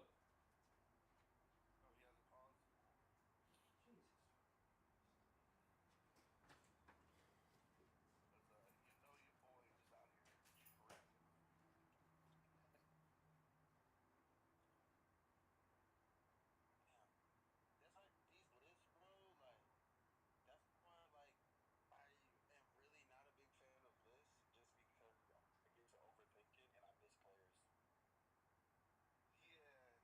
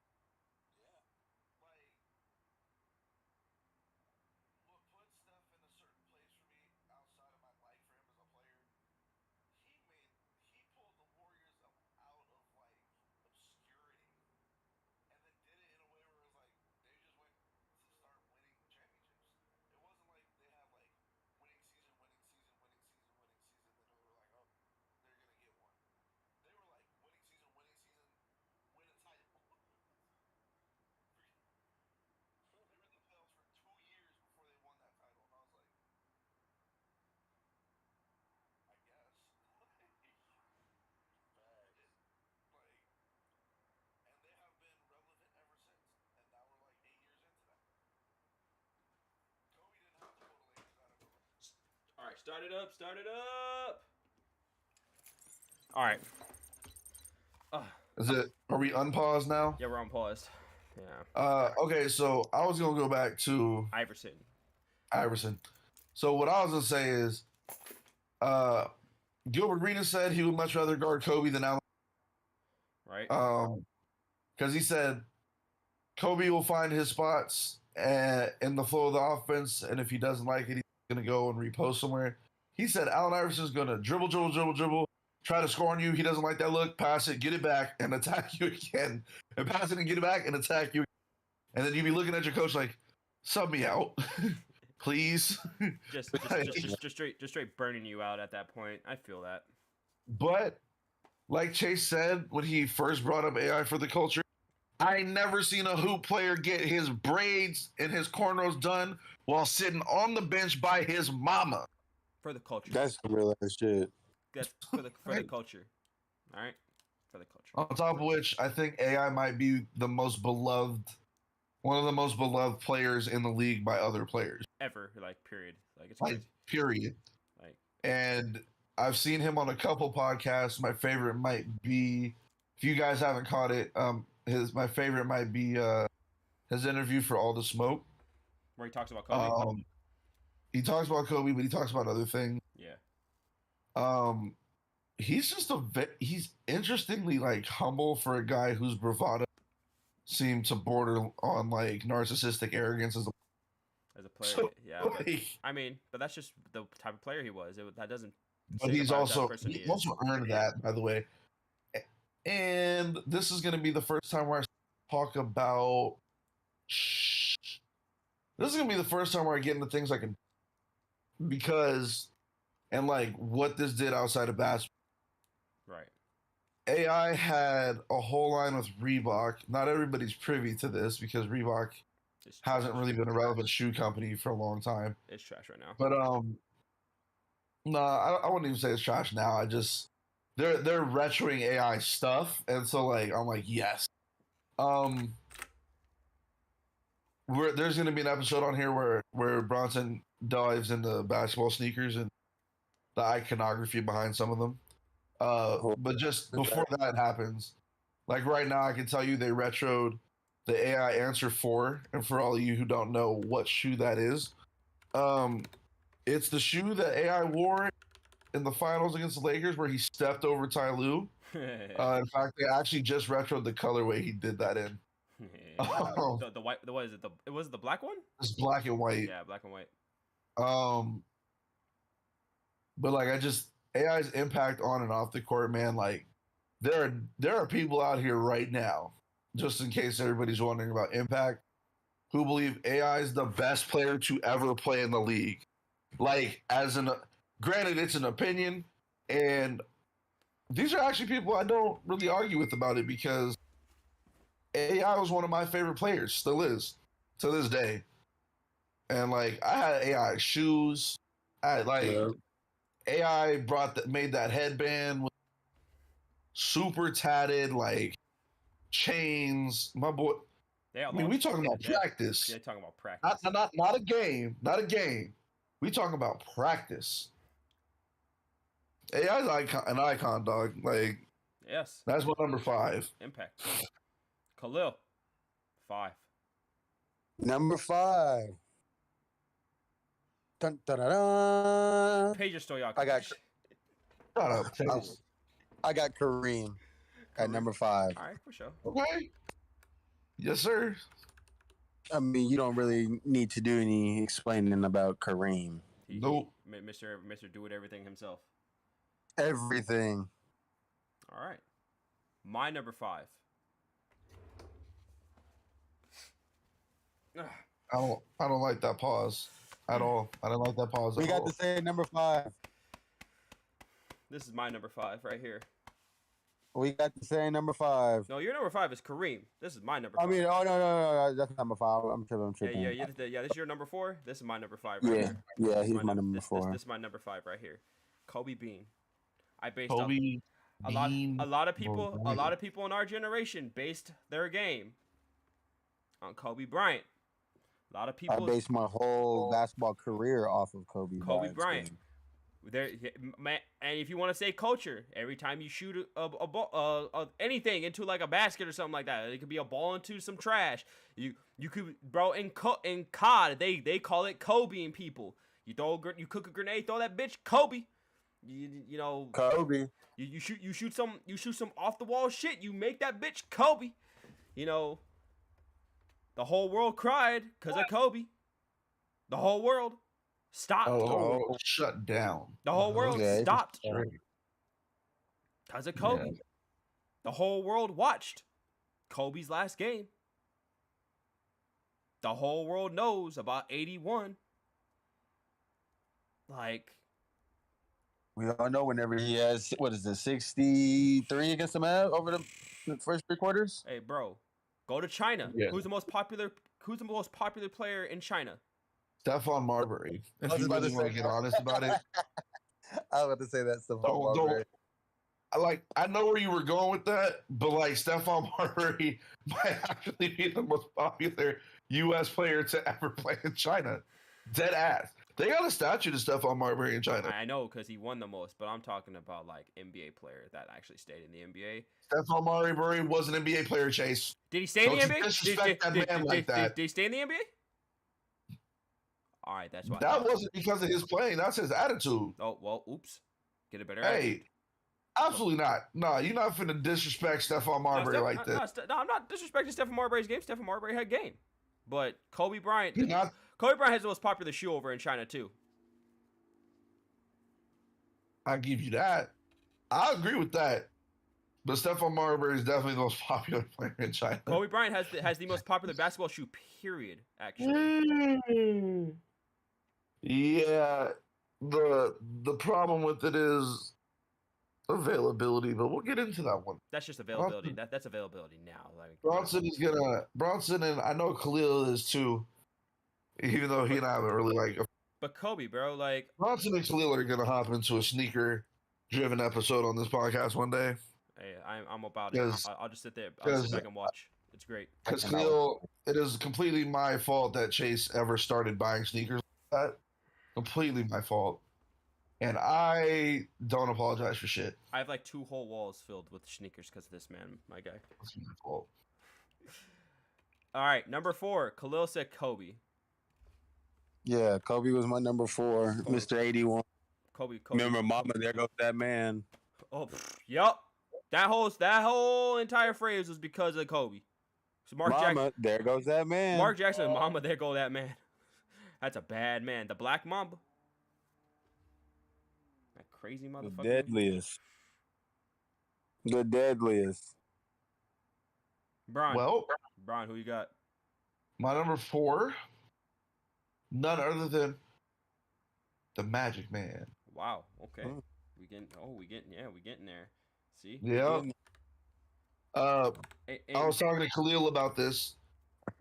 This point will come up later, so I can. Mhm.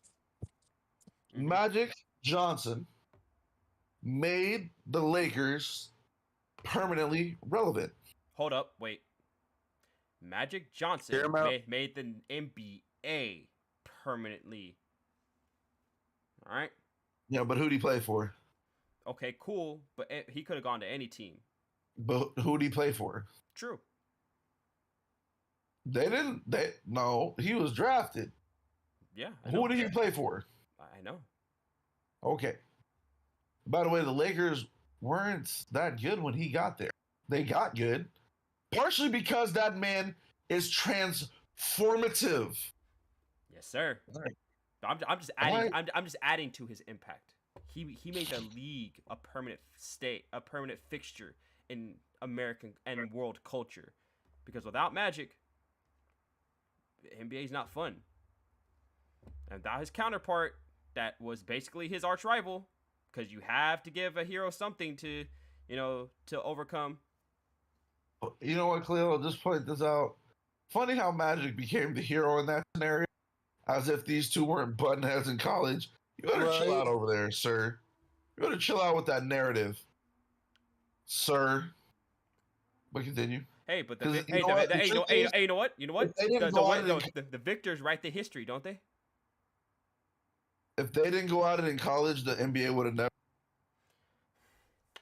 hey, that's what happened, and it happened. And 3 out of the 4 times that Magic saw Larry in the finals, guess what?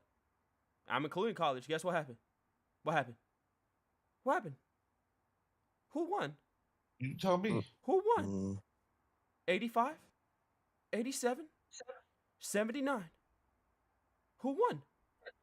You can't say things like toss everything out before 1980 because then 79 don't count. No, I'm just saying every time they saw each other. I said every time they saw each other in the finals.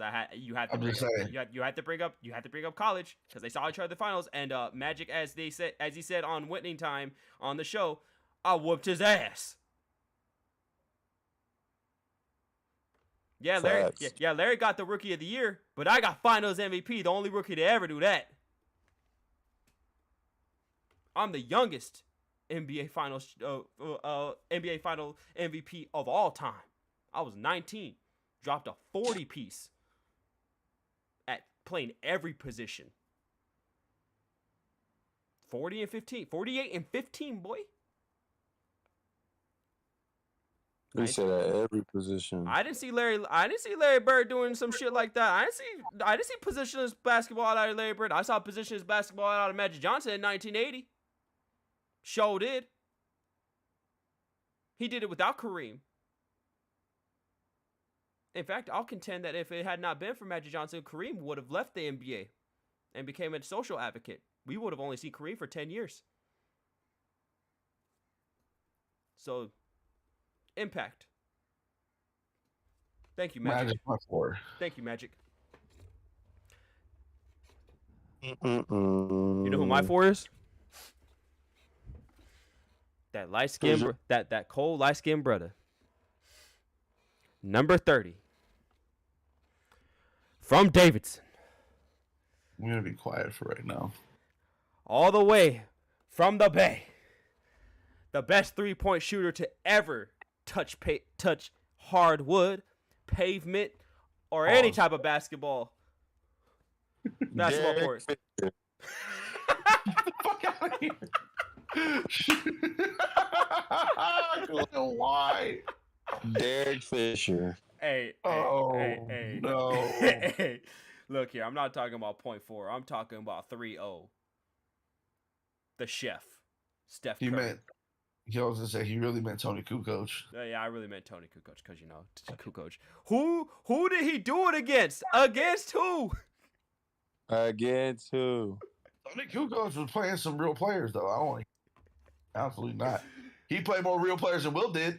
I'll tell you that. Damn. Disrespect. Is it? Are you sure? Anywho. Wow. But Steph revolutionized the game. We have centers taking threes because of Steph. Because if you can't shoot threes, you have no place in the league anymore. You got to be able to shoot a little bit. That's true. They was taking 6 threes a game before when Steph came into the league. Now they're taking 25, at least, at a bare minimum. Shooting. I ain't never seen a motherfucker average 68% from beyond half court. What? Excuse me? Over here catching the ball off a steal, just chucking the bitch. Nothing off the backboard. There you go. It's in. We're going up by 20. You thought you was going to be down by 17. We're up by 20 now. Just call it off. Steph Curry. Number 4. Go for it. Number 3. And you, Lil? We're on me. Number 3. I'm on my number 3. Yeah, number 3. My number 3. No other than Mr. Magic Johnson. Me and you got the same number 3. Let's talk about it. Mr. Magic Johnson. Showtime. Oh, Showtime. Oh, doesn't At the Apollo. Showtime. Doesn't that sound majestic, my guy? Showtime. Yeah. Showtime. You think about the Showtime Lakers? Showtime at the Apollo. Tell me y'all too young for that, but it's okay. Stop hating. Me hating. Magic almost averaged a triple-double for his career. What was it, like 18, 9, and 12 or some shit like that? No, about 19, 7, and 11. Yeah, 19, 7, and 11. Bro, what? You mean to tell me this man was a damn near walking triple double? Just damn near his whole career. That's insane. And like people don't understand how insane that is. Man averaged 19, 11 assists and 7 rebounds a game. He like when he steps on the court, you expect him to get that or some deviation of that. Like what? Had LA jumping. Passes. Had the LA jumping. Passes. The hook shot. All of it. Beating the Celtics. The shot. The shot. Yeah, beating the Celtics. Nobody had beaten the Celtics in the finals to the Lakers that did it. Nobody. He only played in 13 seasons. And is number 2 on the assist chart. Right? Number 2? Or no. He slipped down. Well, when he retired, he was number 2, I think. So what is he? 5th? I think Mark Jackson's above him by like 2 assists. So who was it? Stockton and Kidd? I think it goes Stockton, Kidd, 10,000. I think it goes Mark Jackson. I believe it's either Chris Paul or LeBron that have that. Is LeBron top 5 in assists? All-time assist leaders. Let me see. It's John Stockton, Jason Kidd, Chris Paul, Steve Nash, Mark Jackson, Magic Johnson, LeBron James. LeBron is like less than 100 away from Magic. So Magic is number 6. Yeah, but you know what? I'm going to say this. And nobody's shit look as exciting as Magic. No. Fuck out of here. Nope. All right. No. Hell no. Hell no. Sorry. That man made a no-look pass look like it was a normal thing you see every day. I mean, shit. Last time we hooped, I threw a pass. I threw a pass that made Bronson go. Okay, look here, Magic Johnson. You didn't need to do that. I also use Magic as an insult because people want to throw these passes. I'm like, hey, look here, Magic. That's not it. You not it, and that's not you. Magic Johnson had 10,000 assists in a shortened career. I want everybody to realize that. Yeah, no shit. A shortened career. Magic Johnson should have easily played 17 years. Yeah. Because didn't he take like a little break and came back? Because of AIDS. Yeah. Yeah, he left. Because people like Karl Malone didn't want to play with. Why must you bring that bitch up in my podcast? We had gone, bro. Hey, yo, we had gone 3.5 hours without ever mentioning Karl Malone. I thought we were doing so good. Fuck Karl Malone. Ow. I'm gonna tell you what though, you're not finna fight that man. Really? Oh, really? Bet. I know you're not. Bet. You are not. Bet. Chase. I'm kicking him over in his rocking chair. You. I'm kicking him over in his rocking chair and I'm stabbing him in his kneecaps. What you gonna do? I really appreciate you as a friend, but that is a massive mountain of a man. I don't give a damn. You might not, but you know, if he breaks your jaw and knocks you out, then he breaks my jaw and he knocks me out. I don't care. Absolutely not. I'm kicking his knee in. This is for your safety. Fuck Karl Malone. My number 3. My number 3 is Kobe. Ooh, yes. I'm gonna give you my 2 and my 1 because they're actually quite obvious at this point. Yes. Oh, that's my dog. My 2 is Stephen Curry. Mm-hmm. Number 1 is Michael Jordan. Dang.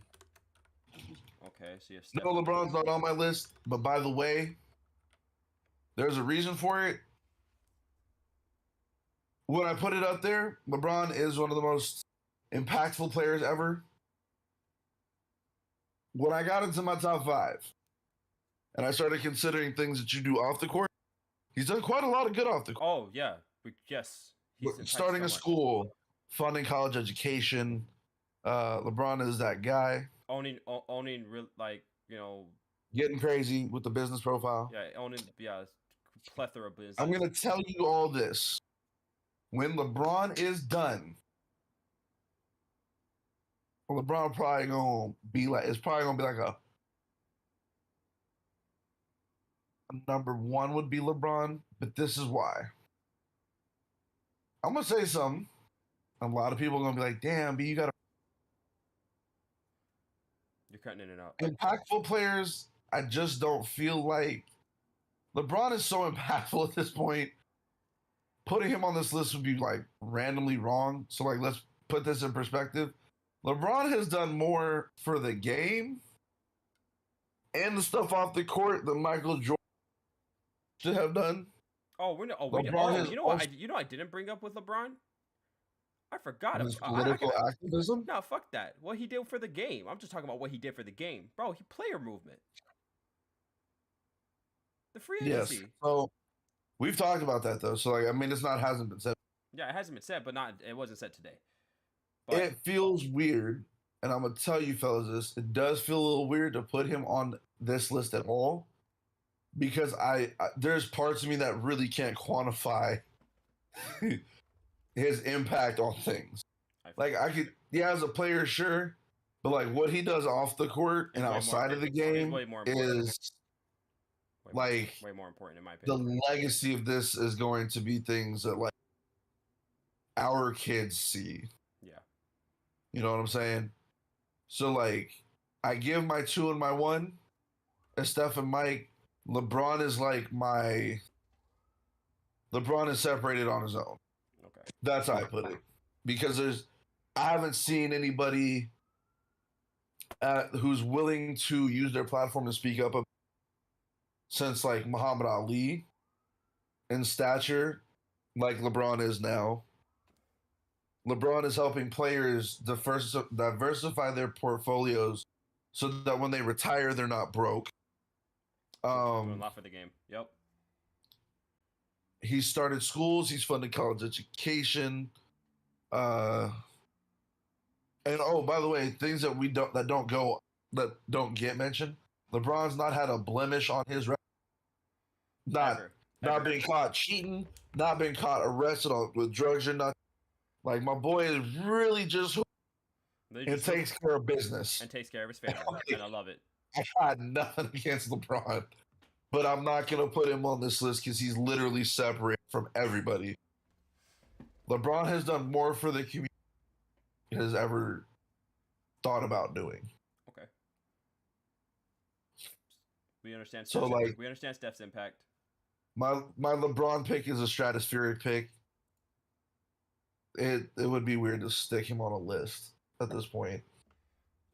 We understand Steph. Because Steph is like, he changed the game, like the most modern change. Steph changed the game. Mike globalized the game. Magic made the game popular. Okay, I'll agree with that. There it is. That's why they're all. All right, for me, for me, my number 2 was Kareem. Because I like that. I'm here for that. Not even just for for the basketball world. Like name me another Muslim player in the NBA that had the same effect that Kareem had. Say that again. Name another Muslim player that came into the NBA that had the impact on the game that Kareem had. Mahmoud Abdul-Rauf, and I only say that because he impacted the players around. He had more of an impact with the players. Okay, that's fair. Not a lot of people are gonna remember him too, though, which is sad because he's Steph Curry before Steph Curry, though. Well, that's because they blackballed him because of his religion. Yeah, that's very true. Very true. And my number 1 was Wilt, because there's a lot of rules.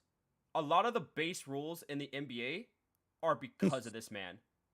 For instance, no. I'm not talking about like his scoring and all that. No. I'm saying you wrote those rules because he's posting up 6'3" dudes. Okay, cool. Like you wouldn't write that rule if Wilt was posting up Shaq. Okay, you wouldn't. Okay, I'm sorry. Let me finish before you go on your tirade of against who.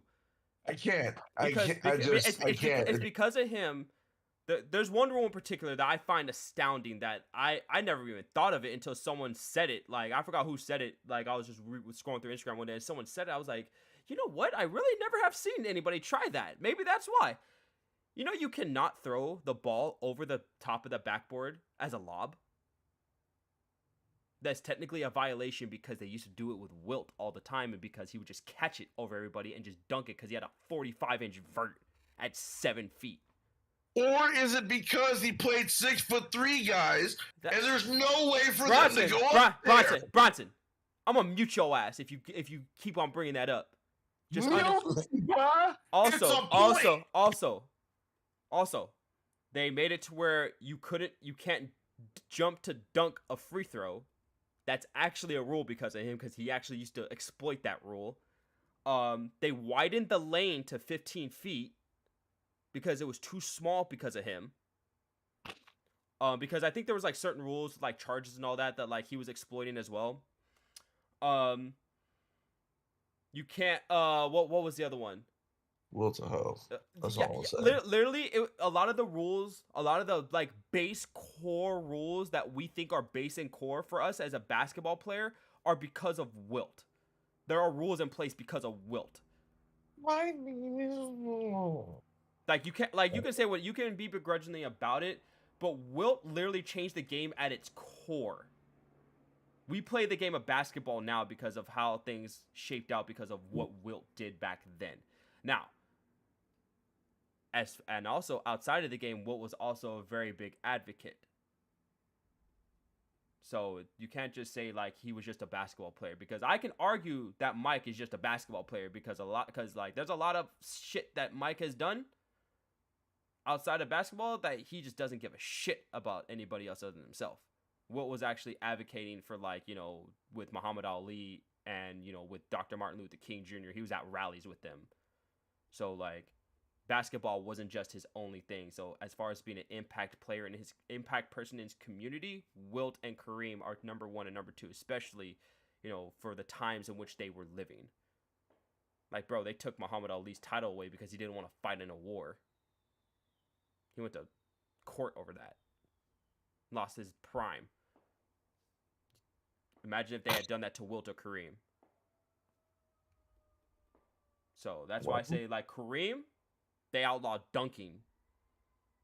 Like, player, like, he was the most dominant player in the league for like 20 years.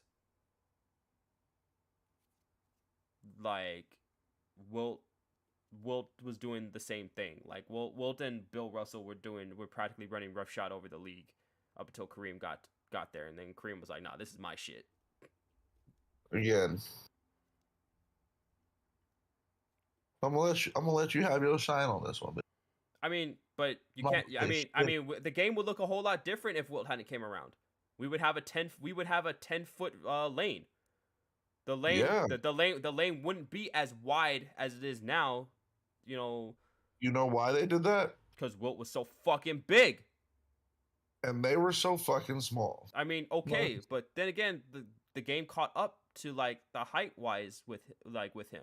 There's more 7-footers in the league now than there were way back in the day. That's my point. I mean, no, that goes to my point. Like, he affected the game in such a way that what he did 60 years ago is still in effect today. I don't think there's any player that has a 60-year effect on the game, much like how Wilt has. That's truly the definition of impact on the game. And Kareem was just Kareem. And Kareem was just Kareem. Like that's like, yeah, like, what the fuck you gonna do against 7'2" that can do everything? They ain't never seen nothing like that before. Ever. Wilt was like, "Hey, yo, this kid's nice." Bill was like, "Yeah, he's too nice. I'm out of here." Literally. Bill was like, "He's too big, bro. I'm 6'11". He's legit 7'2". Skyhook? What am I gonna do with that? I'm gonna get dunked on and embarrassed. I'm gonna take my happy black ass home and out of Boston.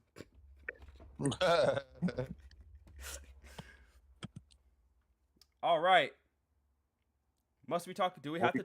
Bronson, do you want to go off and talk about Wardell Stephen Curry's legacy while I go sip on some water? Do you want the soapbox real quick? You know what? I'll give you the soapbox. Give me the soapbox. Let me stand upon this and preach to a choir. Go for it, my If guy. it's not a choir, y'all can go home. Steph isn't back down the league. Go for it. Well, he's got 31,014 threes to his name. On what clip? He's had an almost unparalleled 8-year run. No, but on what efficiency of a clip though? Oh, right. Sorry, 42% for his career as a volume 3-point shooter. Like, yeah, his brother has higher, but 9 attempts a game. So he has a deadly handle. He has 4 rings, 2 MVPs, 1 unanimous. He won the All-Star MVP this year. Western Conference play MVP for the Western Conference Finals. We're not counting that for another 10 years. I could give 2 shits. It's an award now, and it's an award going forward. They're not taking it away. That we know of. They're not. We know of. He's the inaugural Western Conference Finals MVP.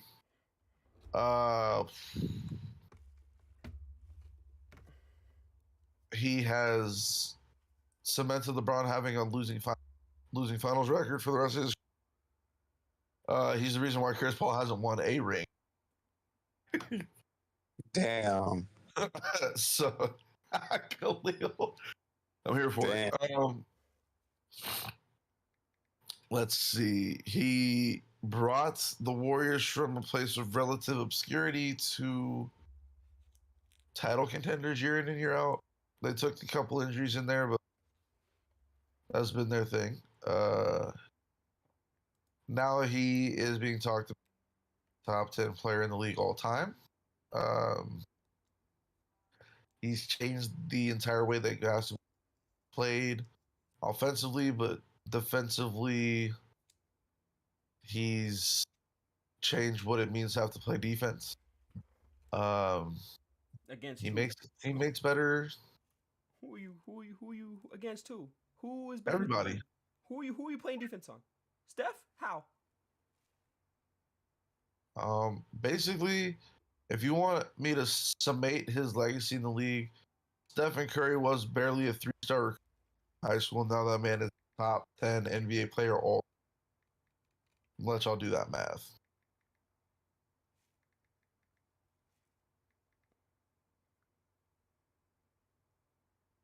I mean, we can get into him going to Davidson and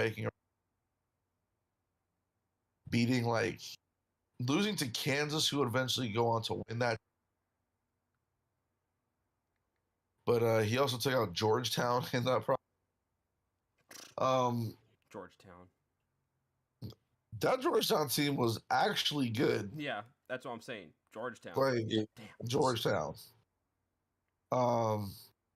He 40-pieced at least once in that run during that tournament. It was like 43 or some shit like that. Yeah. Yeah. He endured the ankle injuries. He won 2 MVPs on a 4-year, $44 million contract. And honestly, he might be one of the most disgusting killers this game has ever seen. I've never seen anybody shoot the ball off the league like. The shit is honestly ridiculous. Drew Holiday summates it best when he calls Curry an alien. He does call Curry an alien, which is actually funny. I don't know, man. This last finals run seemed to me to cement him as one of the game's greats, but obviously would we have you equate this last finals win to Kobe's 5th? I think so. You know, it might even, yeah, because I just feel like there was so much surrounding the fact that like they blew that 3-1 lead in 2016, and then they had the 2 years with Kevin Durant. People were like, well, Steph can't win without that guy. Now he can, and he did. And now the narrative flipped. It's like now KD can't win without Steph.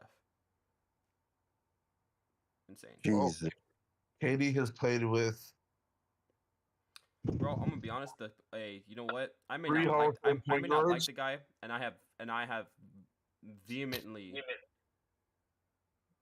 trash talk this player because honestly, I feel like a lot of his takes are full of shit, and like just like just completely out of pocket. Like here's the pocket. This man's like to like La Brea, like from here to La Brea. Like that's how out of pocket he is sometimes. But like, what Paul Pierce said about James Harden, you could actually say about Kevin Durant as well. Like, if you give like someone like Paul Pierce the amount of talent that Kevin Durant or James Harden has had, guarantee you Paul Pierce might have 2 or 3 more rings. Yeah.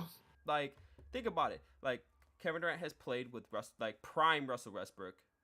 Like actually a good player. Kevin Durant's played with 3 Hall of Fame point guards and has a guy. Yeah, he's been around 3 Hall of Fame point guards. Russell Got Westbrook, it done with one of them. Russell Westbrook. I almost said Dame. Kyrie Irving and Steph Curry.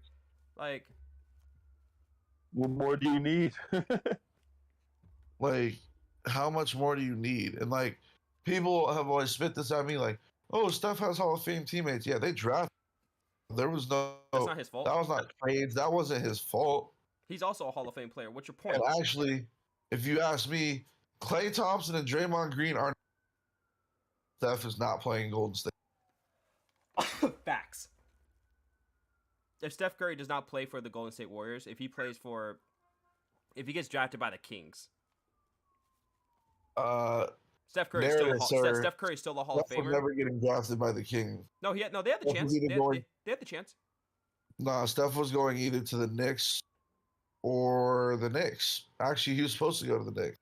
Yeah, but I'm just saying, like, if they just had somehow like they had a chance to go get him, but like I'm just saying, even if he had went to the Kings, like a team like that, Steph Curry is still a Hall of Famer. For sure. Like, He's not winning rings though. he's not winning with the rings, team. but he still has the records. Oh yeah, he'd have the record. Like, So period. In fact, he would have beat the record sooner. so at this point, if you got Stephen Curry slander, keep it to yourself. 'Cause Be lucky that the Clippers didn't draft Stephen Curry instead of Blake Griffin. if the Clippers had drafted Stephen Curry, the Clippers would have had a title already. I'm happy that they did. With the people that they've had. They didn't need Chris Paul. They wouldn't have needed Chris Paul. No. No. Can you imagine him and JJ Redick on the same team? I would have been frightened. Damn, who gonna shoot? That's what the defender's gonna say. Who gonna shoot? It's the same problem that they have now. Who's gonna shoot? Him or Clay? Clay or Poole? Who's gonna shoot? So I would have been scared, bro. I don't have to soapbox at this point. That man has earned every. And you still got some crazy shit to say about stuff. And you know what? And he still got a whole lot of basketball. Hey, you know what's left in crazy? him. My dad literally asked me. He's like, "Hey, how long do you think Steph got in the league?" I said, 5-6 years, easy. Yeah. "No, that's Easy. no, that's easy." No, I'm gonna be really. I'm gonna be a real dick. I said 10. Real. I said I'm gonna be real dick. He's got like 5 or 6 years left playing like this. Yeah, I say he got 10 years. I say he got 10 years, bro. And then 10 years, bro. After 5 or 6 years, he can relegate himself to playing like the way that Ray Allen did. Pretty much. Oh, when he's like 40. I'm just gonna sit in the corner. When he's like 40, bro. He's gonna be 40 playing like how Ray Allen did when he went to Boston. No, when he went to the Heat. Just give me the ball. Oh, that's what I meant. The Heat, my bad, not Boston. He was because Ray Allen was still a dog in fucking Boston. Yeah, he was still. Nah, but you have him be like, "Hey, Poole, I'm in the corner, bro. Just give me the ball. Let me just tack onto this record real quick. I'll shoot till my arm falls off." Watch Stephen Curry's last game in the NBA. He's gonna have like 37 points, and it's all gonna be threes. I guarantee you, he's not gonna shoot a single fucking layup. He's just gonna shoot threes. He's gonna heat check the whole game. break the record. He's gonna break his record. You mean Clay? Who has the record? No, Clay. Does Clay has Clay the have record. it? Clay has the record. It's 14. So Clay has the record right now with 14. 14. Yep. That was that 60-point game that he had. Mm. He had like 14 threes. I was like, oh my god, bro, what? 14 threes, bro. You had 42 points off threes. Kiss my ass. You know how many people wish they had 42 points, period? Seriously. Just one? Yeah, just one. Just one 40-point game. You had 40 points off 13 shots. 14 shots, I mean. God damn. What? That shit is crazy. That nigga Clay, man. That boy He Clay. hit threes in a game. Hey, I remember watching the game that's Curry's 60-point game. I remember watching that with Brunson. I was like, I need him to get. He got to 40 quick, and I was like, I need him to get to 50. He got to 50 within like 5 minutes. I said, I need 60. Bronson was like, bro, relax. He just got 50. I need 60. Just because LeBron got 60. He need to get 60. Fun fact: do y'all know what two players tie with the most threes made in a game without a miss? Most 3-pointers in a game without a miss? Mm-hmm. I think two players. It's like 10, right? No, it's 9. It's 9 in a row? Is it Stephen and Stephen? No, it's Nope. no, it's Y'all ready? Y'all ready for this? go for it. Kobe and who? Nope. Who? Daniel Marshall and who?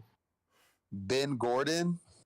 That's so fucking you know obscure. what? You know what? I do know this one. I did know that one. I knew that one. And Latrell Sprewell. Latrell Sprewell, yeah. God, he pulled Ben Gordon out the dusty sock drawer for that. Hey, Ben was nice back in the day, though. Yeah, for like a year. Like 2 years. Whoa. Ben He's was- always looked real old.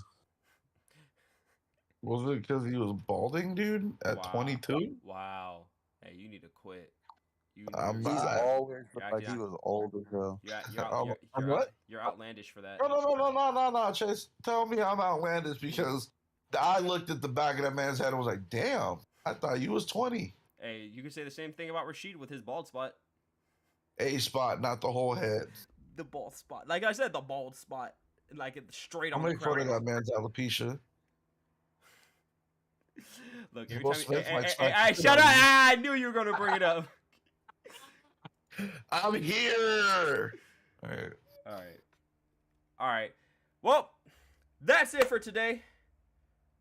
We done brought up the Tony Kukoc at least once in this whole series. Every single episode, Tony Kukoc get brought up.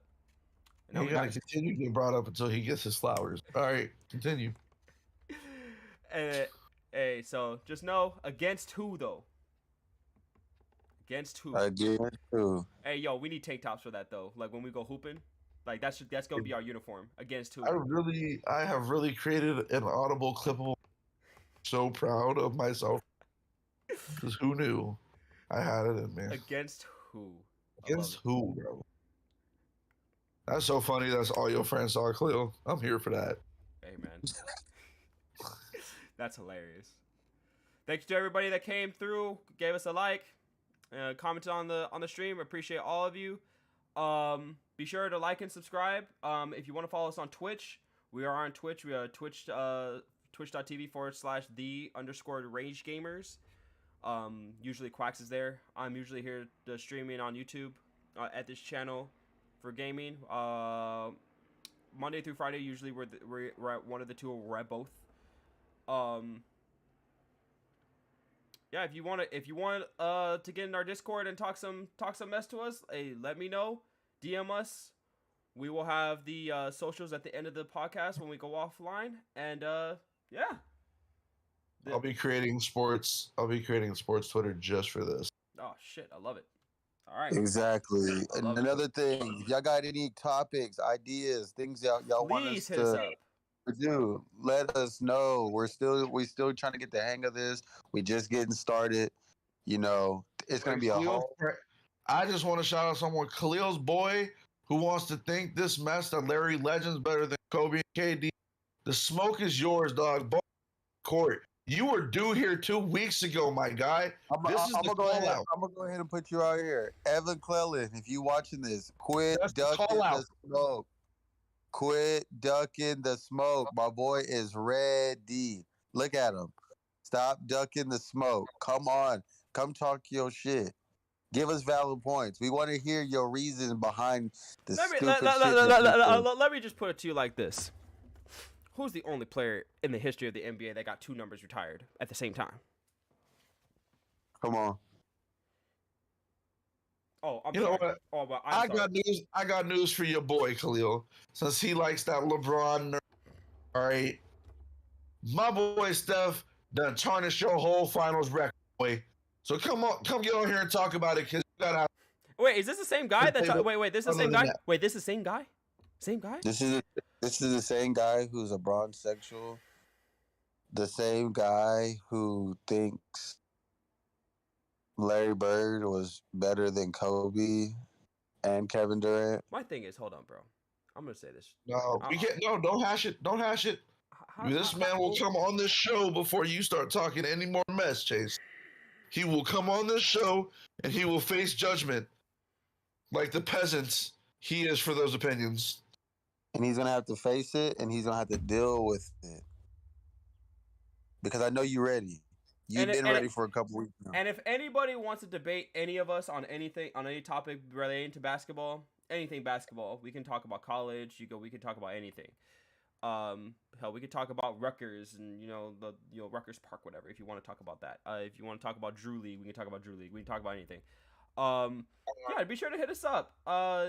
Like I said, hit us up in the socials on that. They're gonna be displayed at the end of the podcast, and yeah, drop whatever comments you want. I'll be sure to share with you because me and Quacks run that run the channels that are shown, so I can definitely get back to you on that. And we can, link you the Instagrams and the Twitters to all of us. So that'll be no problem. You can talk to us about anything. But yeah, it was, let us know. Let us know what you guys want to talk. What you guys want to hear. Stop ducking the smoke, my guy. And stop ducking. This is the call out. It's official. I want that intellectual fade because I hashtag stop ducking. Hey, because I always say I can take a lesson or give one. This is the official call out. Stop running. Shit, I'm tired of people disrespecting my man Kobe. On a side note, before we end the podcast, I got to go ahead and throw this out there.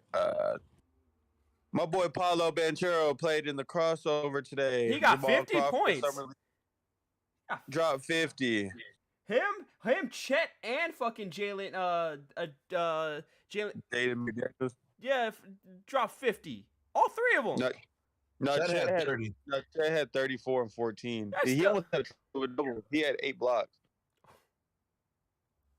With his lanky ass. Yeah, let's wait till Chet start playing them grown men. Hey, hold up. Hey, hold up. Snoopy Jimenez. Hold up. Wait a minute. Is this your girl Jessica Jimenez? On YouTube commenting on our stuff? Is this Jessica? The girl that was from Oklahoma that we used to talk to on Twitter? I think so. This might be her. I don't know. Maybe. If this is you, let me know. But definitely thank you for stopping by. Haley, thank you for stopping by and reminding us once again that the Lakers were once in Minnesota like eons ago. We don't count that. Man, Chase, by the way, before we get out of here, I just wanted to let y'all know something. Because Khalil and you both looked. What happened? Can't be a top 10 center. Hey, we're back at Jordan Mikan. Remember that? Remember when I was like, no way? And you're like, no, he has to be. I'm going to say something to you. That man's career field goal percentage is 40. 40! And you're not. Get out of here. I'm done. Is it really? Yeah. I never even looked that up. I just know the historical. Watch me hit you with this. The Mikan drills for layups. Did we ever once consider it was because he didn't know? Damn, Chase is laughing. Is that rough on you, big dog? That's hilarious. Actually, that's a good observation. Actually, I'm gonna be very honest with you. Maybe he was bad at 40. 40 B? Hey, but he had 5 championships, bro. He had the first 3 40 Chase. Hey. What big do you know that's shooting 40 Ben Wallace from the field? Ben Wallace. Not the free throw line. Ben Wallace shot 23% from the free throw line, sir. I'll have you know. Well, so I wasn't gonna give him that much. And guess what? Ben Wallace was a 6'9" center. I don't give a shit. Playing a bunch of 7-footers. I still don't think that Ben Wallace should be in the Hall of Fame, but here we are. First, but is he the only undrafted player in the Hall of Fame, or the only undrafted player to win Defensive Player of the Year? I think he's the only undrafted player to win Defensive Player of the Year.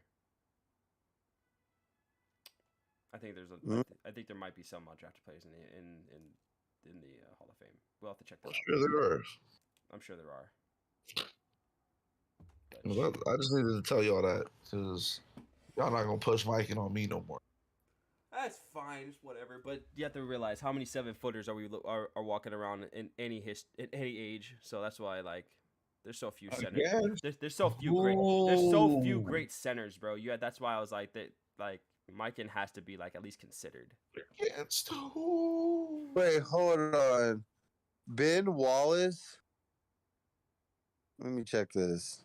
First off, fuck the Detroit Pistons, number one. I'm sorry, Rob. I know you my boy and all, but fuck them. Ben Wallace has never scored more than 10 points a game in a season. Nope. Yep. Pure defense. I was gonna say you want to talk about straight defense. You want to talk about straight defense. I can't do Ben shit. Wallace. But I can do y'all know how many points Ben Wallace averaged for a career? 8. 4. Try again. 4? 5.7. Yeah, well, close. But he deserves to be in the Hall of Fame, right? For that defense? Dennis Rodman, my boy. Yeah, well, that's exactly what he looked like. So if Dennis can get in, Ben. I guess. Dennis won 5 of them, though. Yeah, well. Dennis won 5 of them, bro. Yeah, well. Dennis went to 6. Yeah, that Detroit Pistons team stopped the 4-peat run. So, I mean, what are we talking about? They did? No, they didn't. No. Did they not? No. They stopped the 3-peat. They never stopped the 4-peat. Oh. And the only reason that happened was because Magic pulled his hamstring in practice, and so did fucking Mike was it Coop or was it Worthy? Yeah, it was Worthy and Magic pulled their hamstrings in the same practice and were gone for 4 games. So I'm saying, barring injury, the Lakers should have won 10 championships in a row. Magic was so good. Magic and Kareem were so good, bro. Fuck Larry Bird. You've been offending Larry Bird for 2 episodes. I want to hear it. I had to. Motherfucker had that motherfucker at 13. We don't have Magic Johnson being the beloved person he is without Larry Bird being the fucking villain. Appreciate your villains. But fuck Larry Bird. Villain to some, hero to others. But we'll let them do that math. You must look a certain way to consider Larry Bird a hero. I'm just going to say that out loud. Like that. Anyways, that is all the time we have today, guys. Thank you for stopping by. Thank you for all the comments. Thank you for the likes. Thank you for the views. It's the Raging Gaming Podcast. And with anything, especially sports, if you ain't raging, you ain't gaming. Shit. We out here. We out. Peace. Deuces.